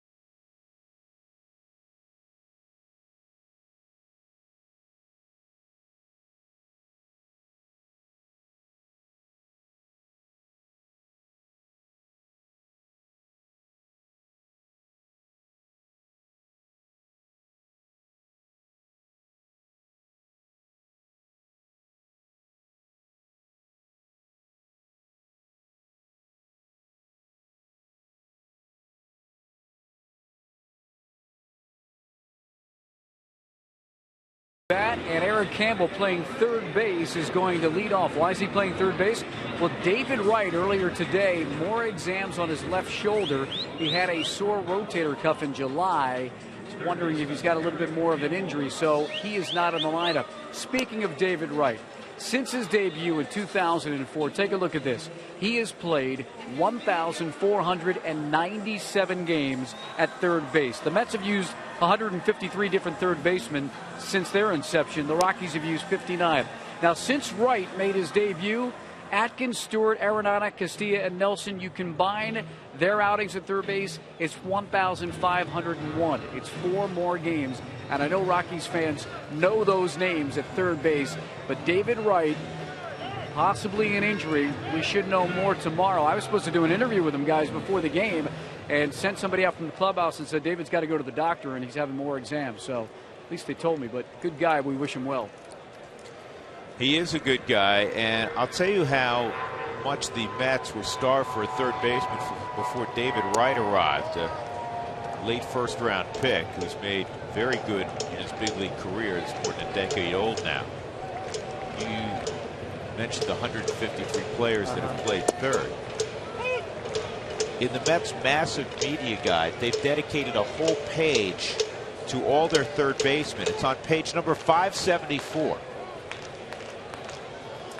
Because forever they couldn't find a guy that could man the position.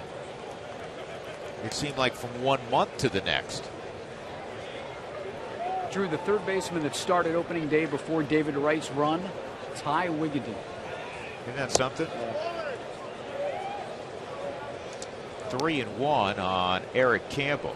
Joe Torre on that list of third baseman all time since 1962. That's a called strike. They wrote a song. Somebody performed a song about all the Mets third basemen. It's on Dougie's iPod. First one I remember was Ed Charles in 1969. That's the Mets third baseman. This ball's in the air, then Charlie's going to get to it right center field. 1 out. Edgardo Alfonso was a good one for a period of time.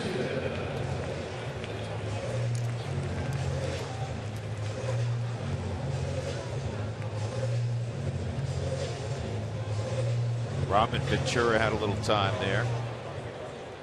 Hojo, Hubie Brooks. Hubie Brooks was good. Hojo was good, obviously. Hubie Brooks, an ASU star. Big star at ASU. You got to watch him a little bit growing up. I played with him in Montreal. There you go. Yeah, Hubie. He could hit. That's Tim Tuffle. Now, Tim Tuffle was more of a second baseman, but Tim Tuffle's on that list. He got some time at third. Gary Templeton. Gary Templeton, wow. Sean Dunston, who grew up in the city, a guy you know from Cub days. We see when we go to San Francisco, still works as a special assistant for the Giants. He played third a little bit. This ball's hooked right at Morneau. He catches it in the air, and Duda is out.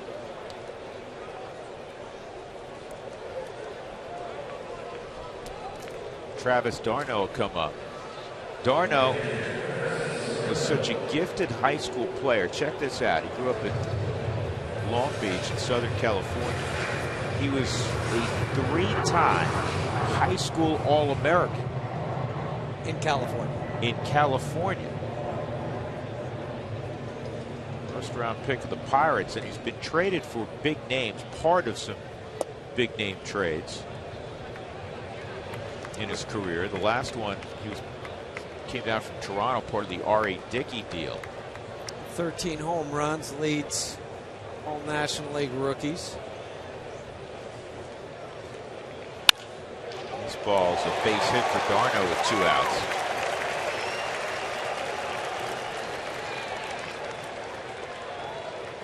He went to Toronto with Kyle Drabek and Michael Taylor, big-time prospect at the time, for Roy Halladay.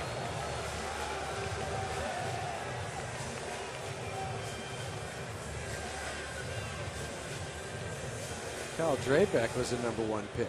Well, Drabek was a big-time prospect, and that's my point. d'Arnaud's been a big-time prospect. And hit some home runs this year. Granderson struck out and also a bunt single. 7 for his last 17 at the plate, including a couple of home runs.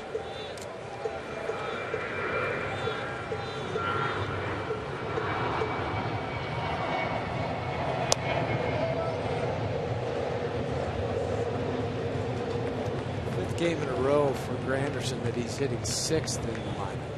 They try to hit him everywhere. First, second, anything to spark his bat.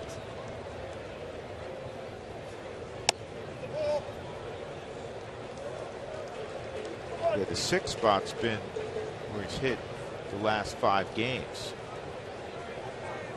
And everything's big in New York, so the fact that Granderson was hitting 6th, there were stories written about that. In most other cities, you fly under their head. Yeah. Just be a little blurb. Not here. Everything's big. You said it last night. There's some guys that just can't handle playing in New York.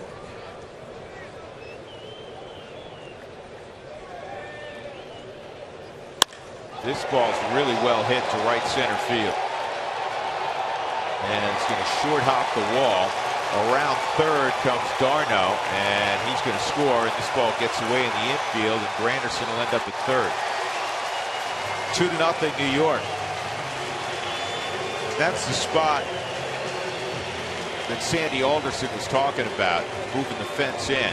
It's a Yankee Stadium. He's trotting around the bases. Fortunately, it's a double and an error, and only 1 run scores instead of 2. He pulled a pitch out away from him, right center field. This is almost the same spot that he hit the ball last night for the triple. And then they gave the air to Charlie in center field because Granderson was going to stop. This is some miscommunication in my mind between Josh and DJ, the cutoff man. Because they let that ball roll around there, enabling Granderson to trot over to third. Well, it's the Rockies' 38th error since the All-Star break, which is the 5th most. So the throw-in's coming in. You're taught as an infielder, if you think it's going to short hop you, to let it go. But the problem was DJ was not behind Josh. He was off to the side more.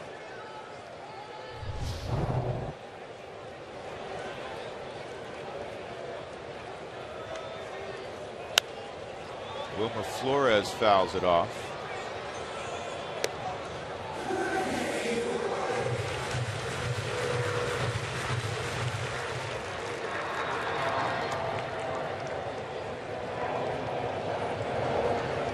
Long run around the bases for Darno.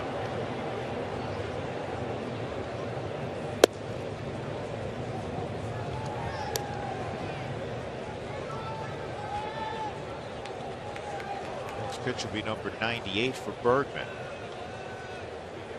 Single and a double with 2 outs, and the Mets are now up 2-0. And that's a comebacker. Bergman will run it over to first and get off the field. But as we go to the 7th, after the Granderson double, it's now 2-0.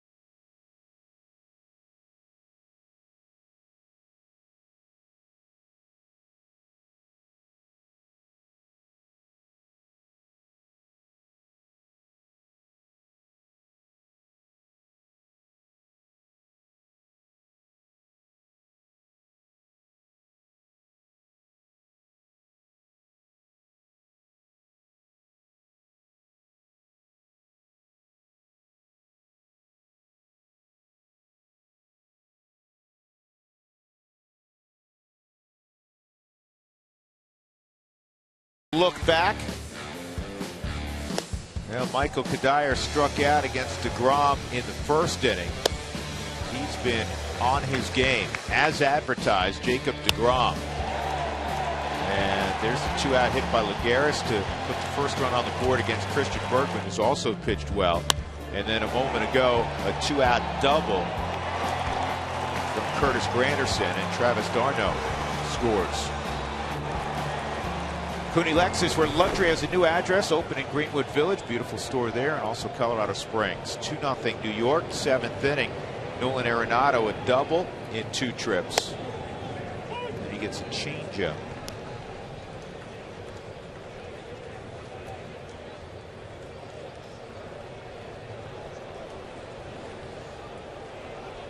For DeGrom, the second inning was his high watermark for pitches thrown in an inning.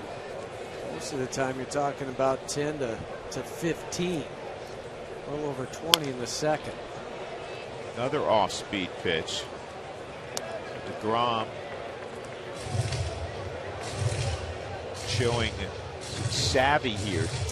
Well, third time through the lineup with Arenado. And also how Nolan hit that fastball last time. He hit for the double. 0-2, and he gets him on the fastball at 96. It's just classic pitching backwards. Yeah. 2 off-speed pitches to go ahead 0-2 and then come back with the fastball. Come celebrate halfway to St. Patty's Day on the rooftop on Saturday, September 20th. Purchase your ticket package of the first 500 people to visit the rooftop. Check-in table, receive a free pair of St. Patty's Day sunglasses. Visit Rockies.com/Irish to get yours today. DeGrom has pitched 7 games this year. He's had 7 starts where he's pitched 7 or more innings and allowed 1 or fewer runs. It's the most such starts by a rookie in baseball this season. And Dickerson swings through that fastball. He's 0 for 2, ground out and a strikeout. 9 in a row set down by Jacob DeGrom. 17 of 23 first pitch strikes.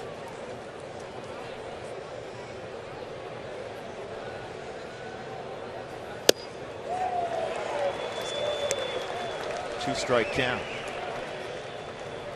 When a guy can elevate, go back down with a pitch, whether it's a fastball, curveball, hit all 4 spots in the over the plate, it makes it tough to cover every one of them. And that's just painted that at classic the knees. pitching. Starting to ring up a bunch of strikeouts. 7 for the last 6. Pitch prior to that was to change the eye level up. Now he goes down. Look at it on the 4 strike zone.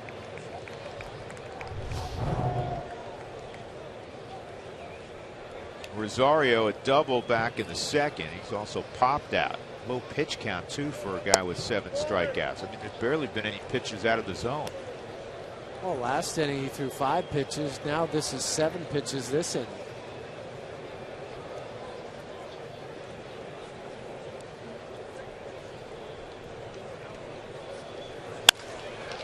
Sharply hit, but Campbell comes up with it. Another 1-2-3 frame. 3 straight 1-2-3 innings for DeGrom. 2-0 Mets.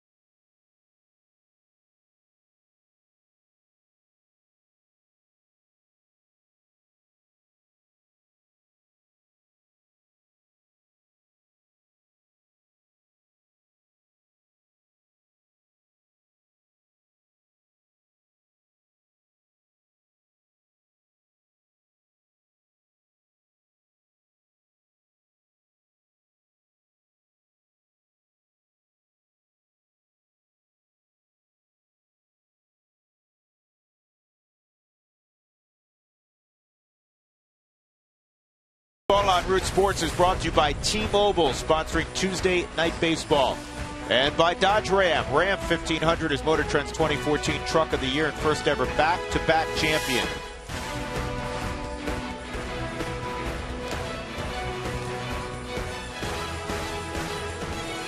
A lot of places for good eats here at Citi Field. The Rockies have not taken much to Jacob deGrom. In his last 3 innings, as you look at Christian Bergman, he's out of the ballgame now. deGrom has thrown only 24 pitches, getting 9 outs. Johan Flande, now working out of the bullpen, will come aboard in the bottom of the 7th. Matt Dendecker, deGrom, and then Lagares. For Flande, a hold in his last appearance against San Diego back on the 6th. A third of an inning.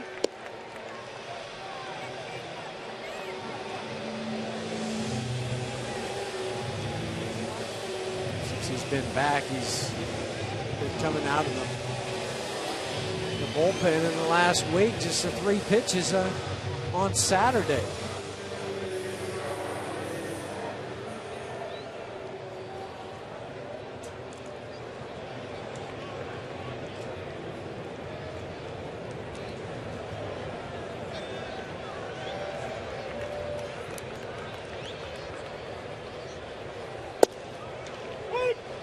Mets have won 7 of 10. 5 out of their last 6. Rockies had come in with a 4-game winning streak into last night's ball game. A 2-1 lead they couldn't hold in the 9th, and that got Dendecker in the hand.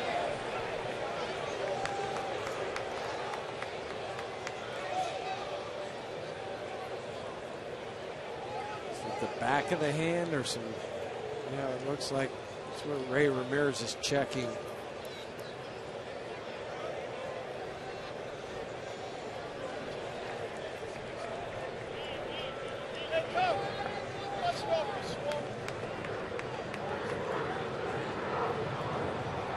Most of the time when guys are hit on the back of the hand, it's going to be the lead hand, not their top hand. This gets Dendecker on his top hand, but on the bottom side of it.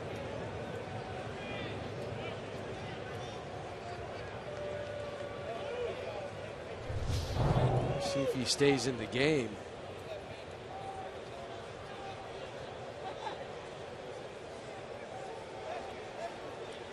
Pretty good sign that he's able to bend it, take the glove off. He will stay in. Dendecker to first.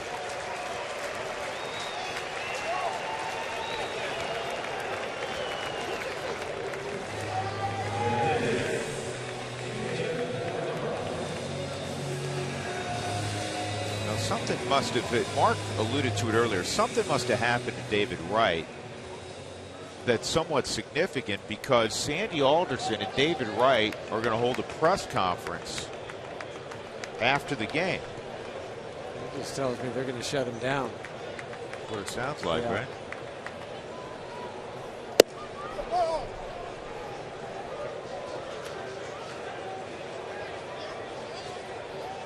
And again, in New York, that warrants a press conference when you're talking about a superstar player. Well, and really the face of their franchise. Yes. Yeah.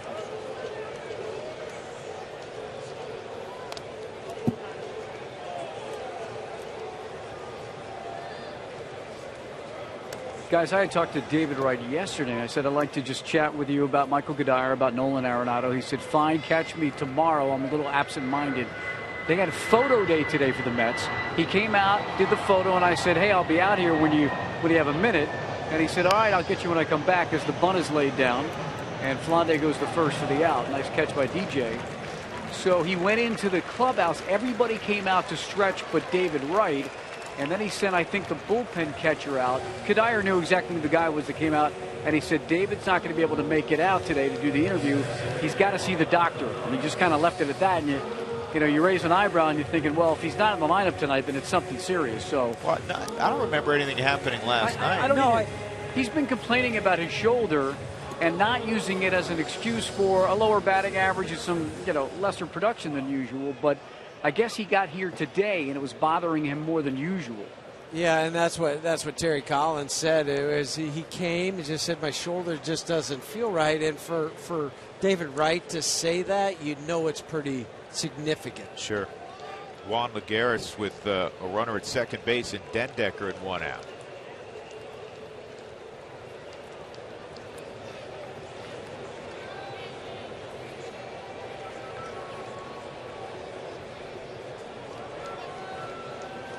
Mets are hitting .292 in the month of September.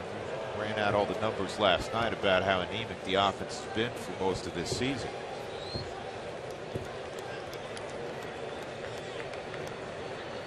We're 4-2 on the last road trip.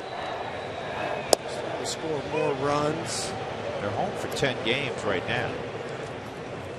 It's game 2 of a 10-game set.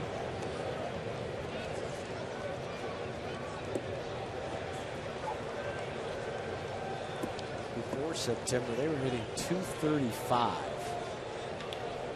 Not pretty. No.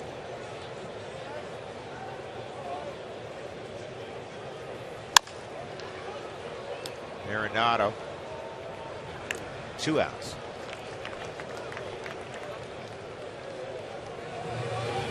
The day after every Rockies victory, get 40% off your online order at Papa John's. Enter the promo code ROCKSWIN at papajohns.com. 10% of net sales will be donated to Children's Hospital, Colorado.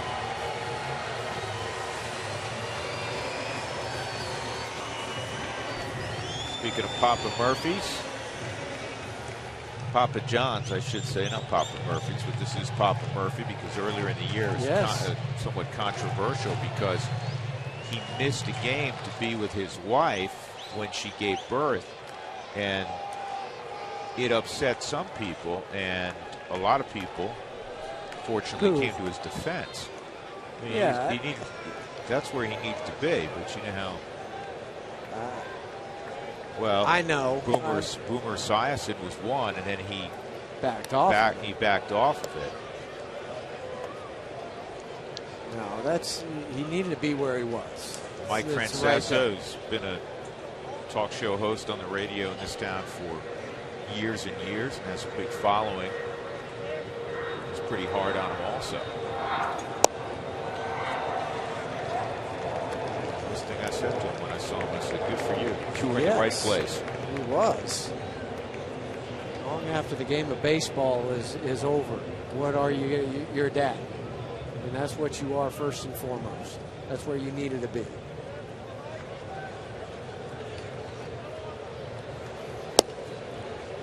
Two and one.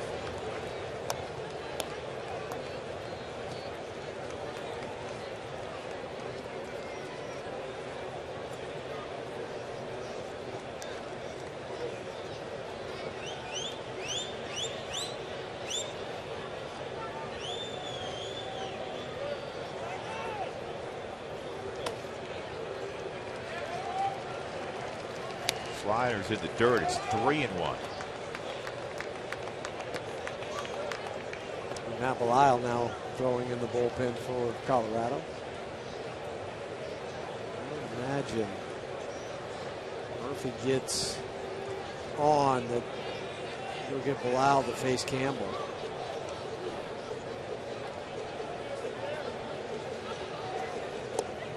Well, he's going to walk. We'll find out.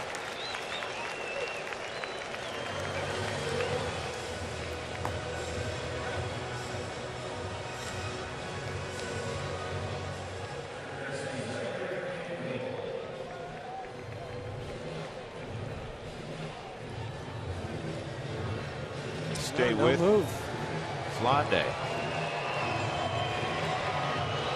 Pitcher spots is up third next half inning.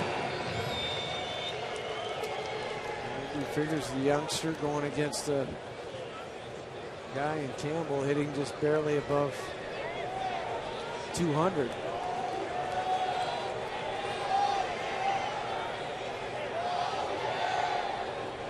Campbell from Norwich, Connecticut.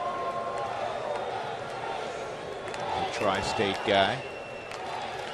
I'll take that back. Campbell was hitting 291 coming into the game. I couldn't read my own writing.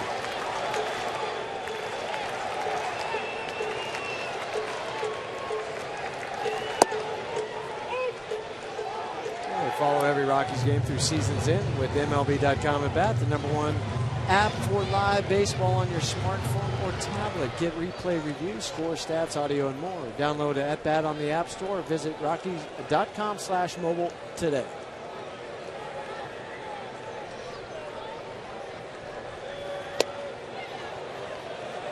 Campbell's a product of Boston College. 8th round pick. You hear a lot of guys out of BC. Big leagues. Great school, Chestnut Hill. Rams going out there to play Chestnut Hill. A couple of weeks. First and second, 2 outs. And now 3 outs. You got Campbell on a pitch out of the zone. Good job by Flande. So we'll go to the 8th inning. It's 2-0 New York.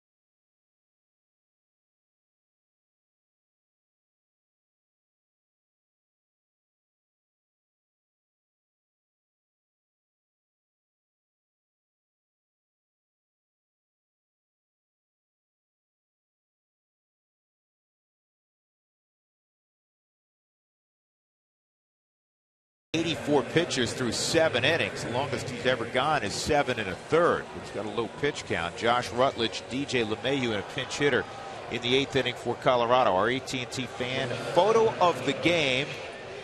He's all dialed up, ready to go to his first Rockies game. Gotta love it. Got the cap on, just slightly large.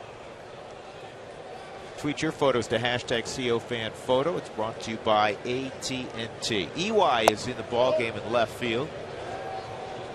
Rutledge took a slider down low, ball 1.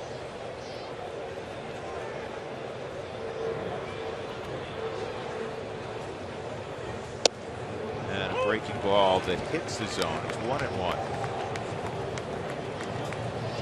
Crowd of 21,000, announced crowd of 21,035 tonight at Citi Field.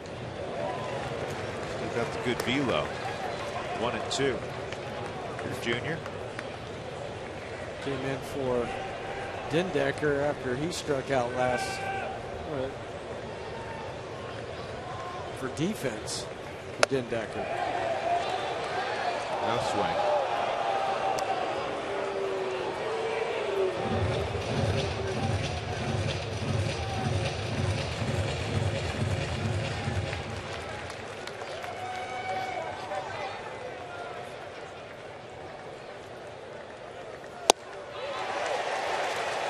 One out, strikeout number 8.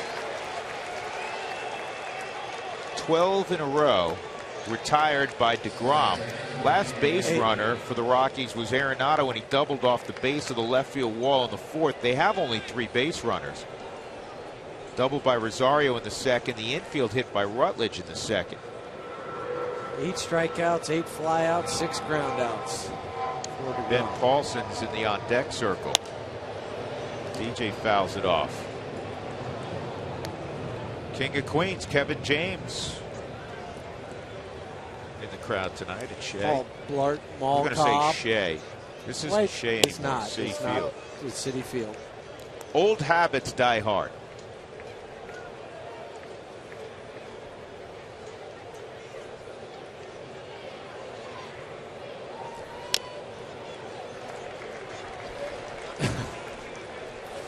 The reaction of the fan behind home plate as that foul ball was going back. Is that the same guy who flinched earlier? No. Really not going to hit you. Watch this. Oh.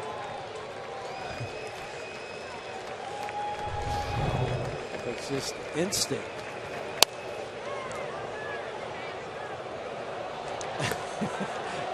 Now she's nervous.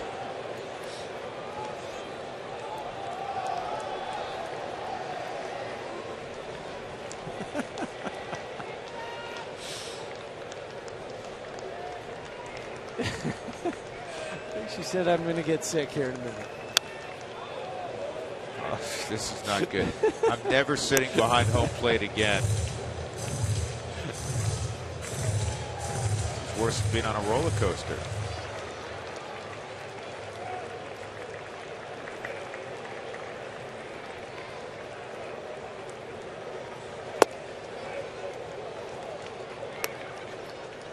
It's not like that was the first foul ball tonight to the screen. We're talking about the 8th inning.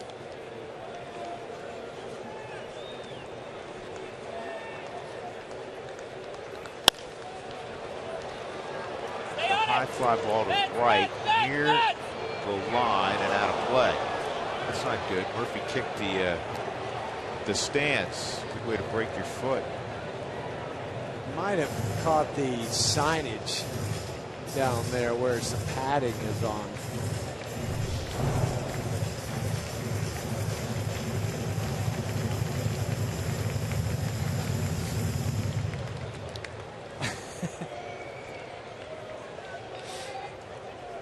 Not even excited when that ball is. He's starting to be She's gonna check the nervous net between innings. Make sure it's solid. There are no holes in there. Sit down. This could drop. Oh, man. He's really good.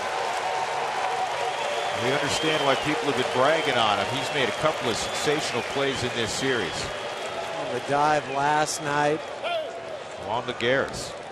To Rob Nolan, and then this one off the bat of DJ. Snow cones it. A couple other strides. And secures it in the glove. And then the one last night from Nolan was better than this one. And he just lays out and goes parallel to the ground.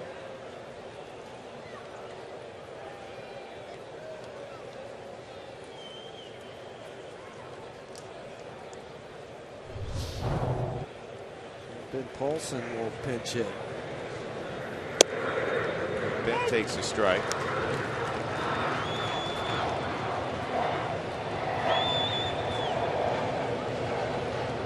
It's the longest outing in DeGrom's career now that he's got the second out in the 7th.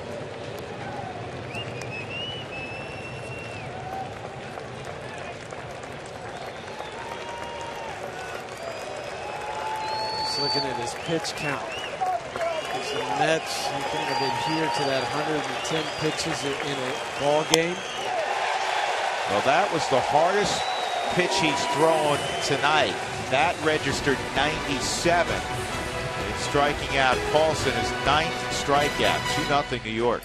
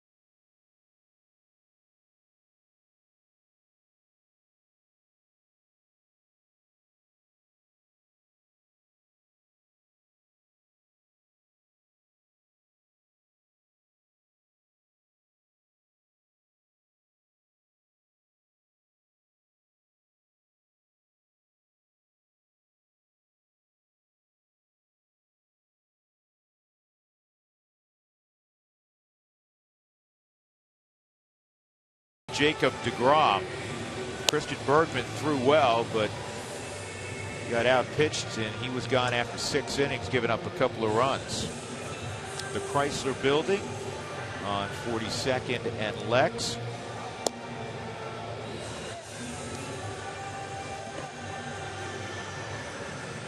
For years and years, it was the second tallest building in New York to the Empire State Building.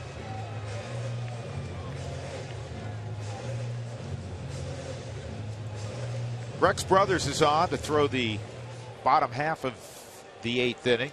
Lucas Duda, Travis d'Arnaud, Curtis Granderson. Well, that's a good chance to get Rex back out there. You have 2 left-handers out of the 3 batters.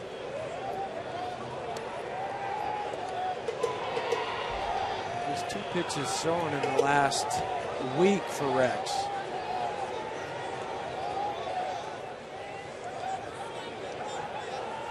On Saturday.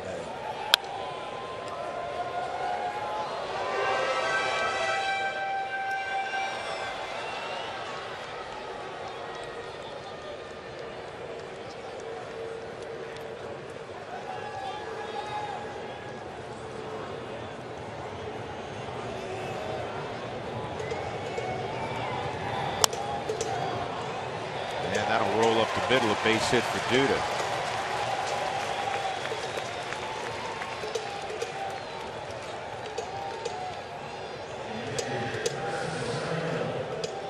Travis d'Arnaud.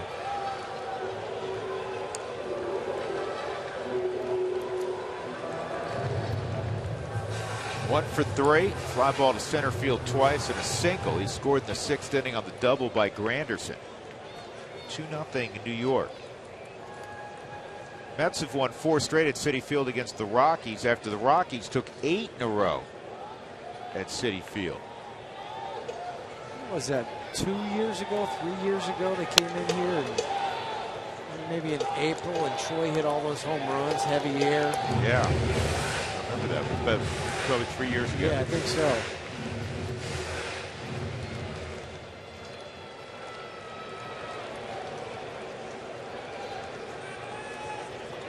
d'Arnaud's 13 for his last 27 at the plate.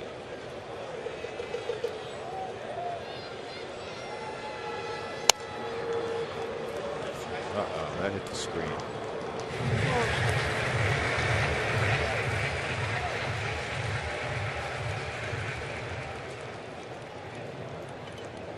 Line on Bergman, by the way, 6 innings pitched, 2 runs, 6 hits, didn't walk anybody, struck out just 1. Henry Mejia in the bullpen for the Mets. That's line to second, chance for 2 got him. Good throw by DJ to double off Duda.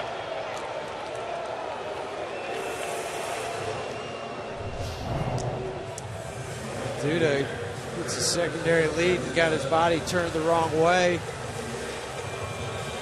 Positioning from Justin to go to the outside to give DJ a throwing lane.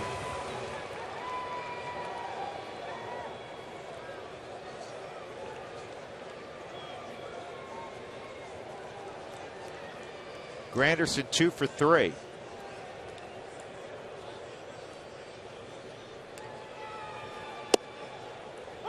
On the inside corner for a strike.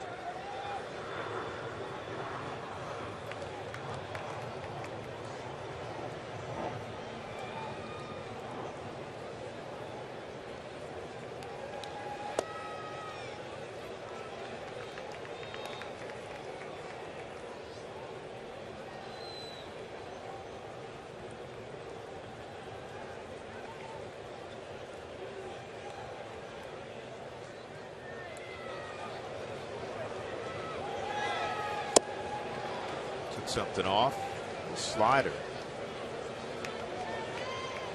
Rex ahead of Granderson 1 and 2 in the 9th inning. The Rockies will have Blackman, Kadire, Morneau. Well, the Mets go to their closer because deGrom has 100 pitches. Right at 100 pitches. But Terry Collins, we had a camera in there for a while. Nobody had gone over to DeGrom to indicate he was done.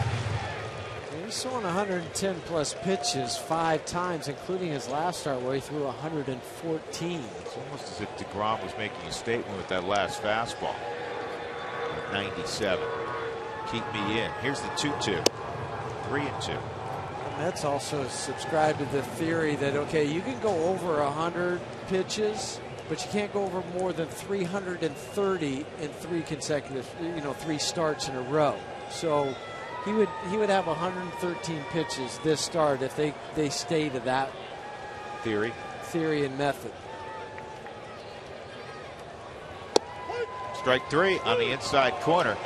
And Brothers strikes out Granderson. So the Rockies will go to the 9th inning trailing 2-0, trying to turn the tables on the Mets after the Mets produced a 9th inning victory yesterday, and apparently DeGrom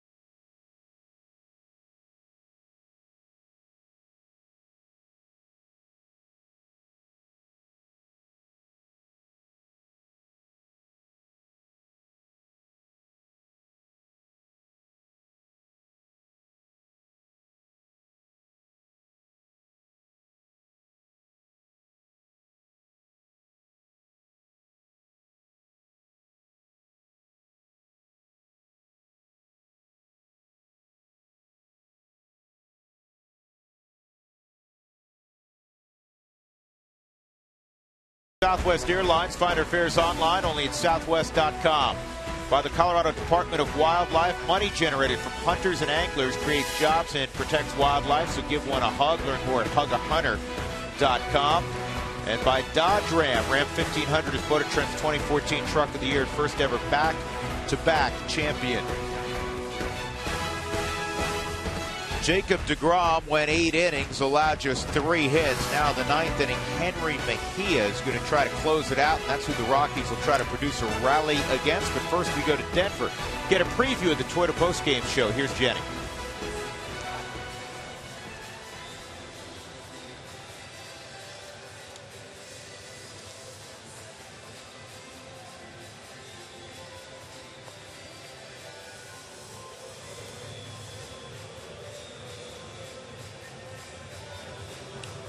Sounds like a good plan, Jenny. Thank you. Here's Mejia. Hard throwing right-hander. And it'll be his 55th appearance, 24 out of 27, Jeff. Yeah, 14 saves since the All-Star break, 6 saves in his last 6 appearances, but a high ERA, 5.74 in the last month, plus for Mejia. Let's check our T-Mobile game changer. 2 outs and a base hit by Lagares that broke up the 0-0 score. And he's also played good defense. Rob's DJ LeMahieu here. Those plays game changers for the Mets. Charlie Blackmon gets a breaking ball high and away, ball 1 against Mejia. So the line on deGrom, 8 shutout innings, 3 hits, no walks, and he struck out 9. That was impressive. 100 pitches on the nose, 75 for strikes. It's 2-0. I don't know if there was a 2-0 count from deGrom the whole night. Auto glass damage, trust Safelite online at safelite.com, on the phone at 303-287-5000.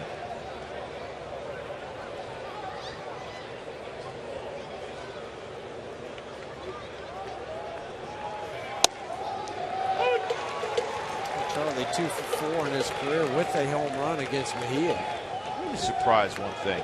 Why would you throw? You're up 2 runs. Why would you throw a breaking ball to start the inning out? Typically in this situation, a hitter's going to take a strike. Well, and against a guy like Mejia, who's not one of the premier closers, just because he hasn't done it enough in his career. It's not like you're going out there and you're facing a Mariano Rivera or somebody like that. You can't afford to be down 0-1.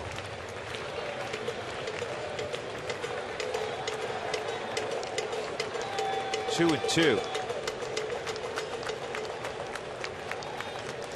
Shook off the fastball, the four-seamer, the two-seamer, and then the changeup. He wants the curveball. That's what he's telling me. He hasn't thrown that one for a strike. Shook to the slider.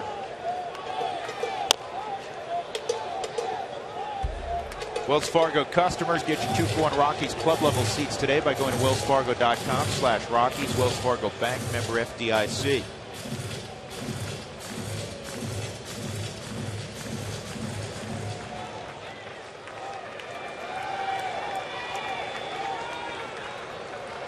He just hit 270 against Mejia. That's a high mark for a closer.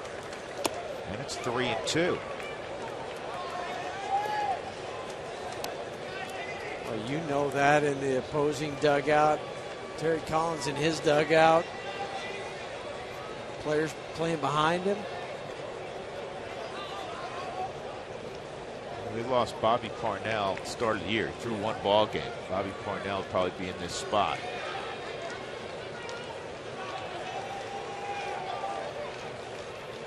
Three-two, base hit the other way. Good start to the inning, Charlie Blackmon.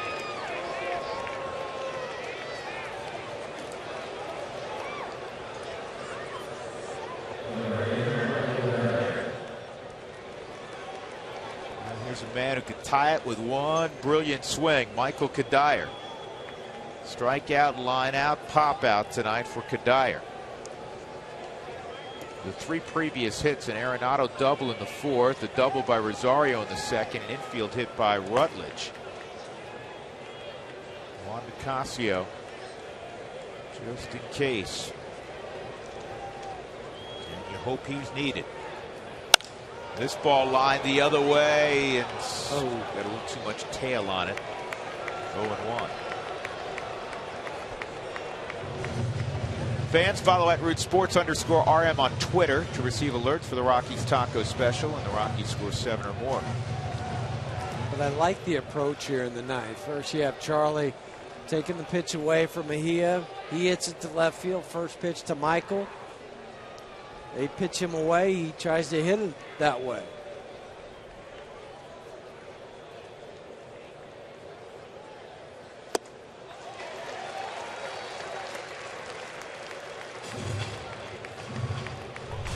First curveball that he has gotten over. Pull down on the front side when you come through the baseball. 2-strike count.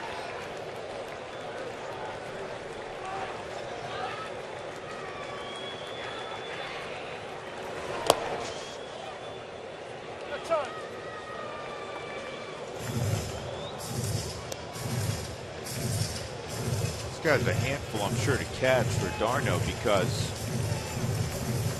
he's got a violent delivery and pitch doesn't always end up where the target is. Kind of reminds me of Mel Rojas, a former closer. Just he had that violent delivery, and his was a split finger, though, that he liked to throw. And he made a good pitch there. He gets Michael 1 out. 10th time the Rockies have struck out in the ball game. When Blackmon reached, it ended a stretch of 14 retired in a row, all of those obviously by Jacob deGrom. Justin Morneau came in leading the league in hitting at .316. He's 0 for 3. Last time up he drove Lagares to the track.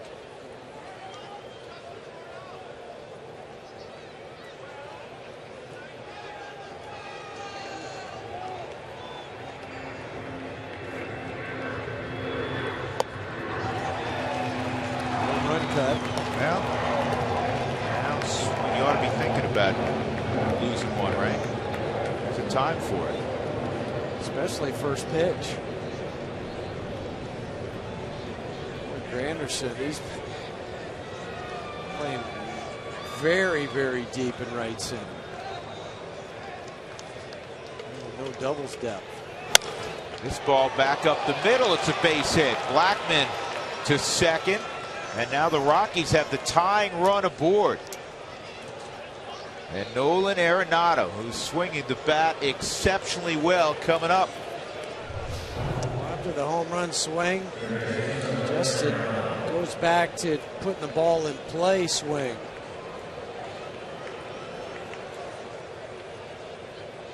It's funny, you hit it back up the middle, make the pitcher dance around.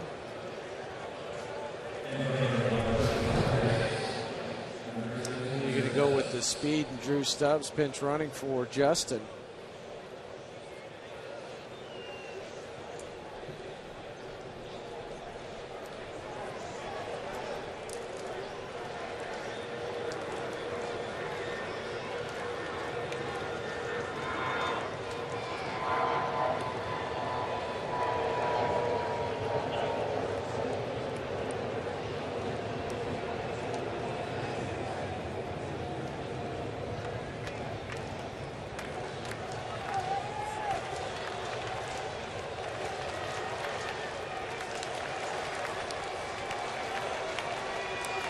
Nolan with the highest slugging percentage of any third baseman in the game. He's homered in 4 of his last 5.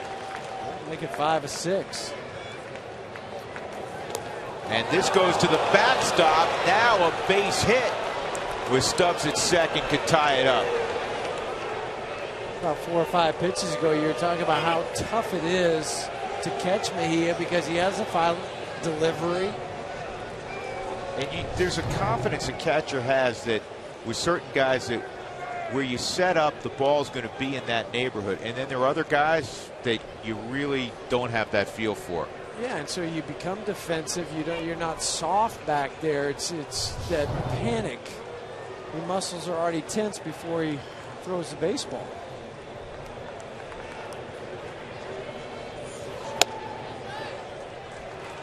Two and 0 on Arenado. Dickerson on deck. Mets are getting guys stretching left and right now, trying to create a parachute for Mejia.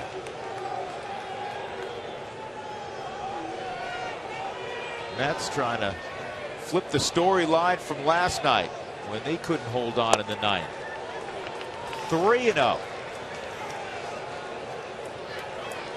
Rockies may have to get Hawkins up also.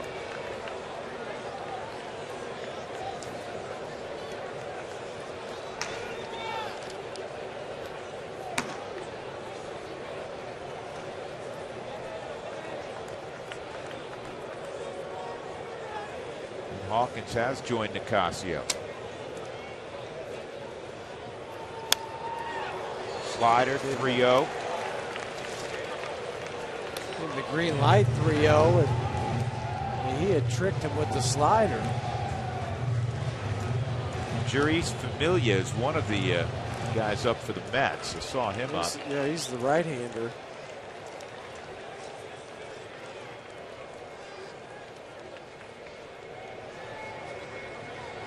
Josh Edgin is the left-hander that's up for the Mets. 3-1 and ball 4. They're loaded up now with 1 out for Dickerson.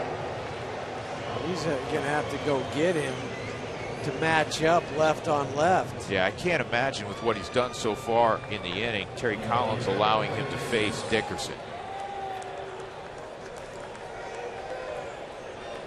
And here comes Collins. This is the loudest the Mets have been all night, their fans.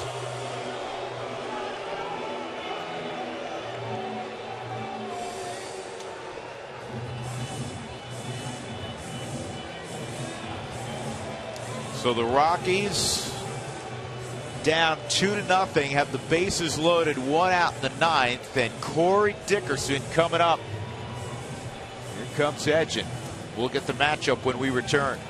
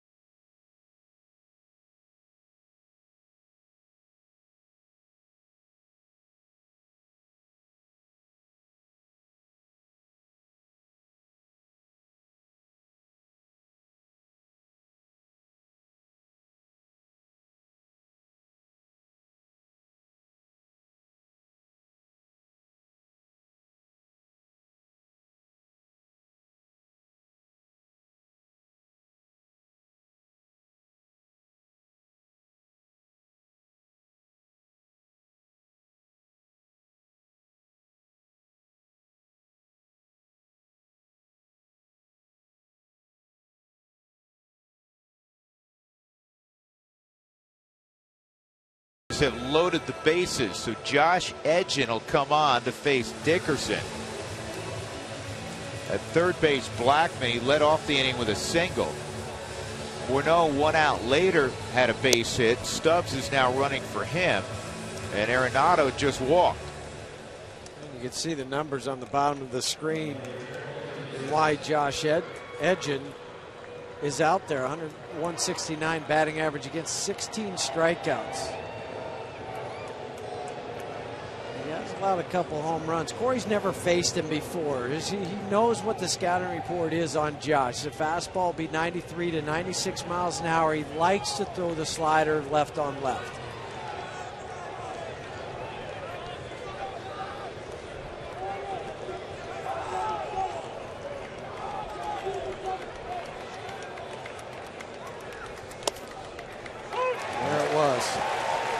First pitch slider. First 8 innings of this game, the Rockies had 3 base runners. They have 3 base runners right now.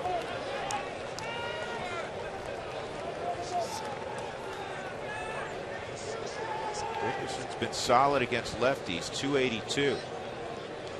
Here's the 0-1. And that is Luke foul. The Mets are into the Rockies dugout.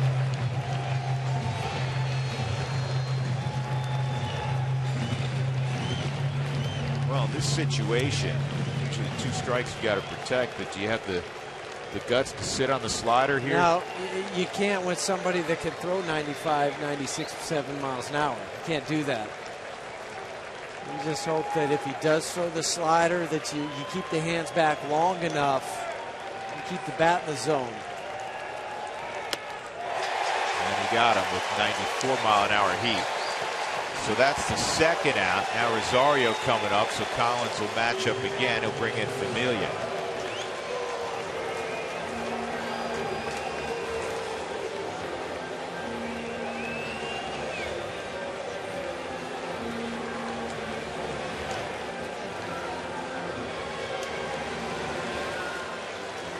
Bases still loaded. 2-0, 2 outs in the 9th when we come back.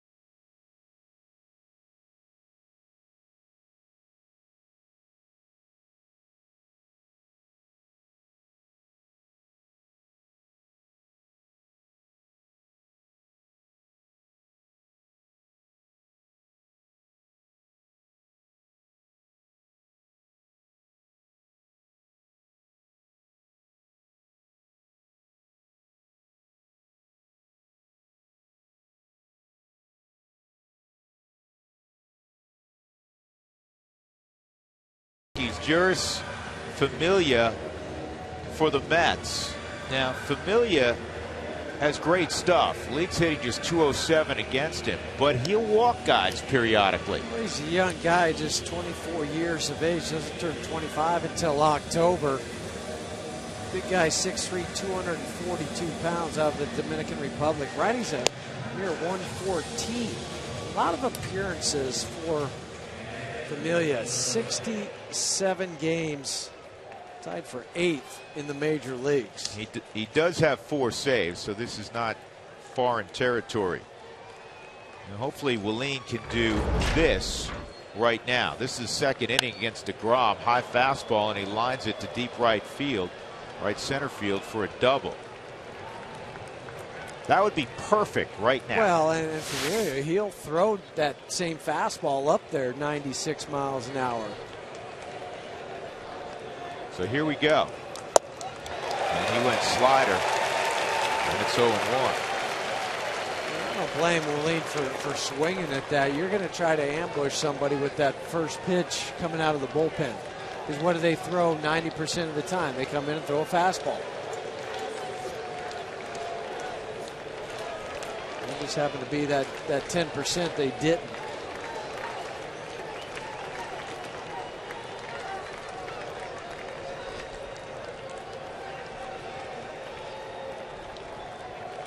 One on the baby bull. Whoa, this gets by, and Blackman did the right thing. The reason I say that is you're not the tying run. You can't make the third out when your run is inconsequential. You have to be 100% sure you can make it.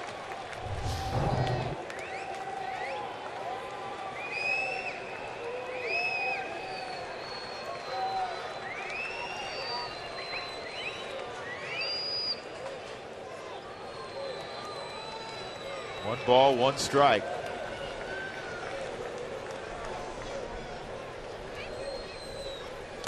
And he overthrows that at 97. It's 2-1.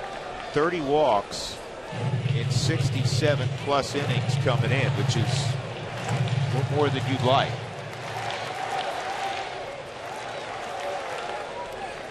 You have good speed. Yeah, he got great speed. Blackman, and most importantly, the tying run, Stubbs, the fastest guy on the roster. Well, and with 2 outs, you can get a bigger lead at second base.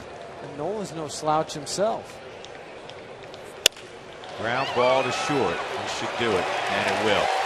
So Familia ends up getting the 27th out, and the Mets, behind Jacob deGrom, shut out the Rockies tonight 2-0. deGrom improves to 8-6. Christian Bergman, who threw the ball well, takes the loss. He's 2-3. That's the Mets' 9th shutout this year.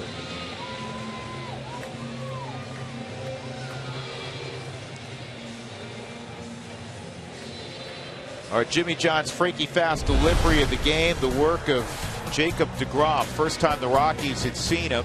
Heard a lot about this 26-year-old right-hander having a great rookie season. And he didn't disappoint from a stuff standpoint. 9 strikeouts, no walks, just 3 hits in working a career best 8 innings. He threw 100 pitches. So Jacob deGrom, our freaky fast delivery of the game, brought to you by Jimmy John. So again, the final score, the Mets have taken the first 2 here at Citi Field. They win tonight in shutout fashion, 2-0 over the Rockies. Let's go west to our studios in downtown Denver. Toyota postgame show and Jenny Cavnar. Jenny?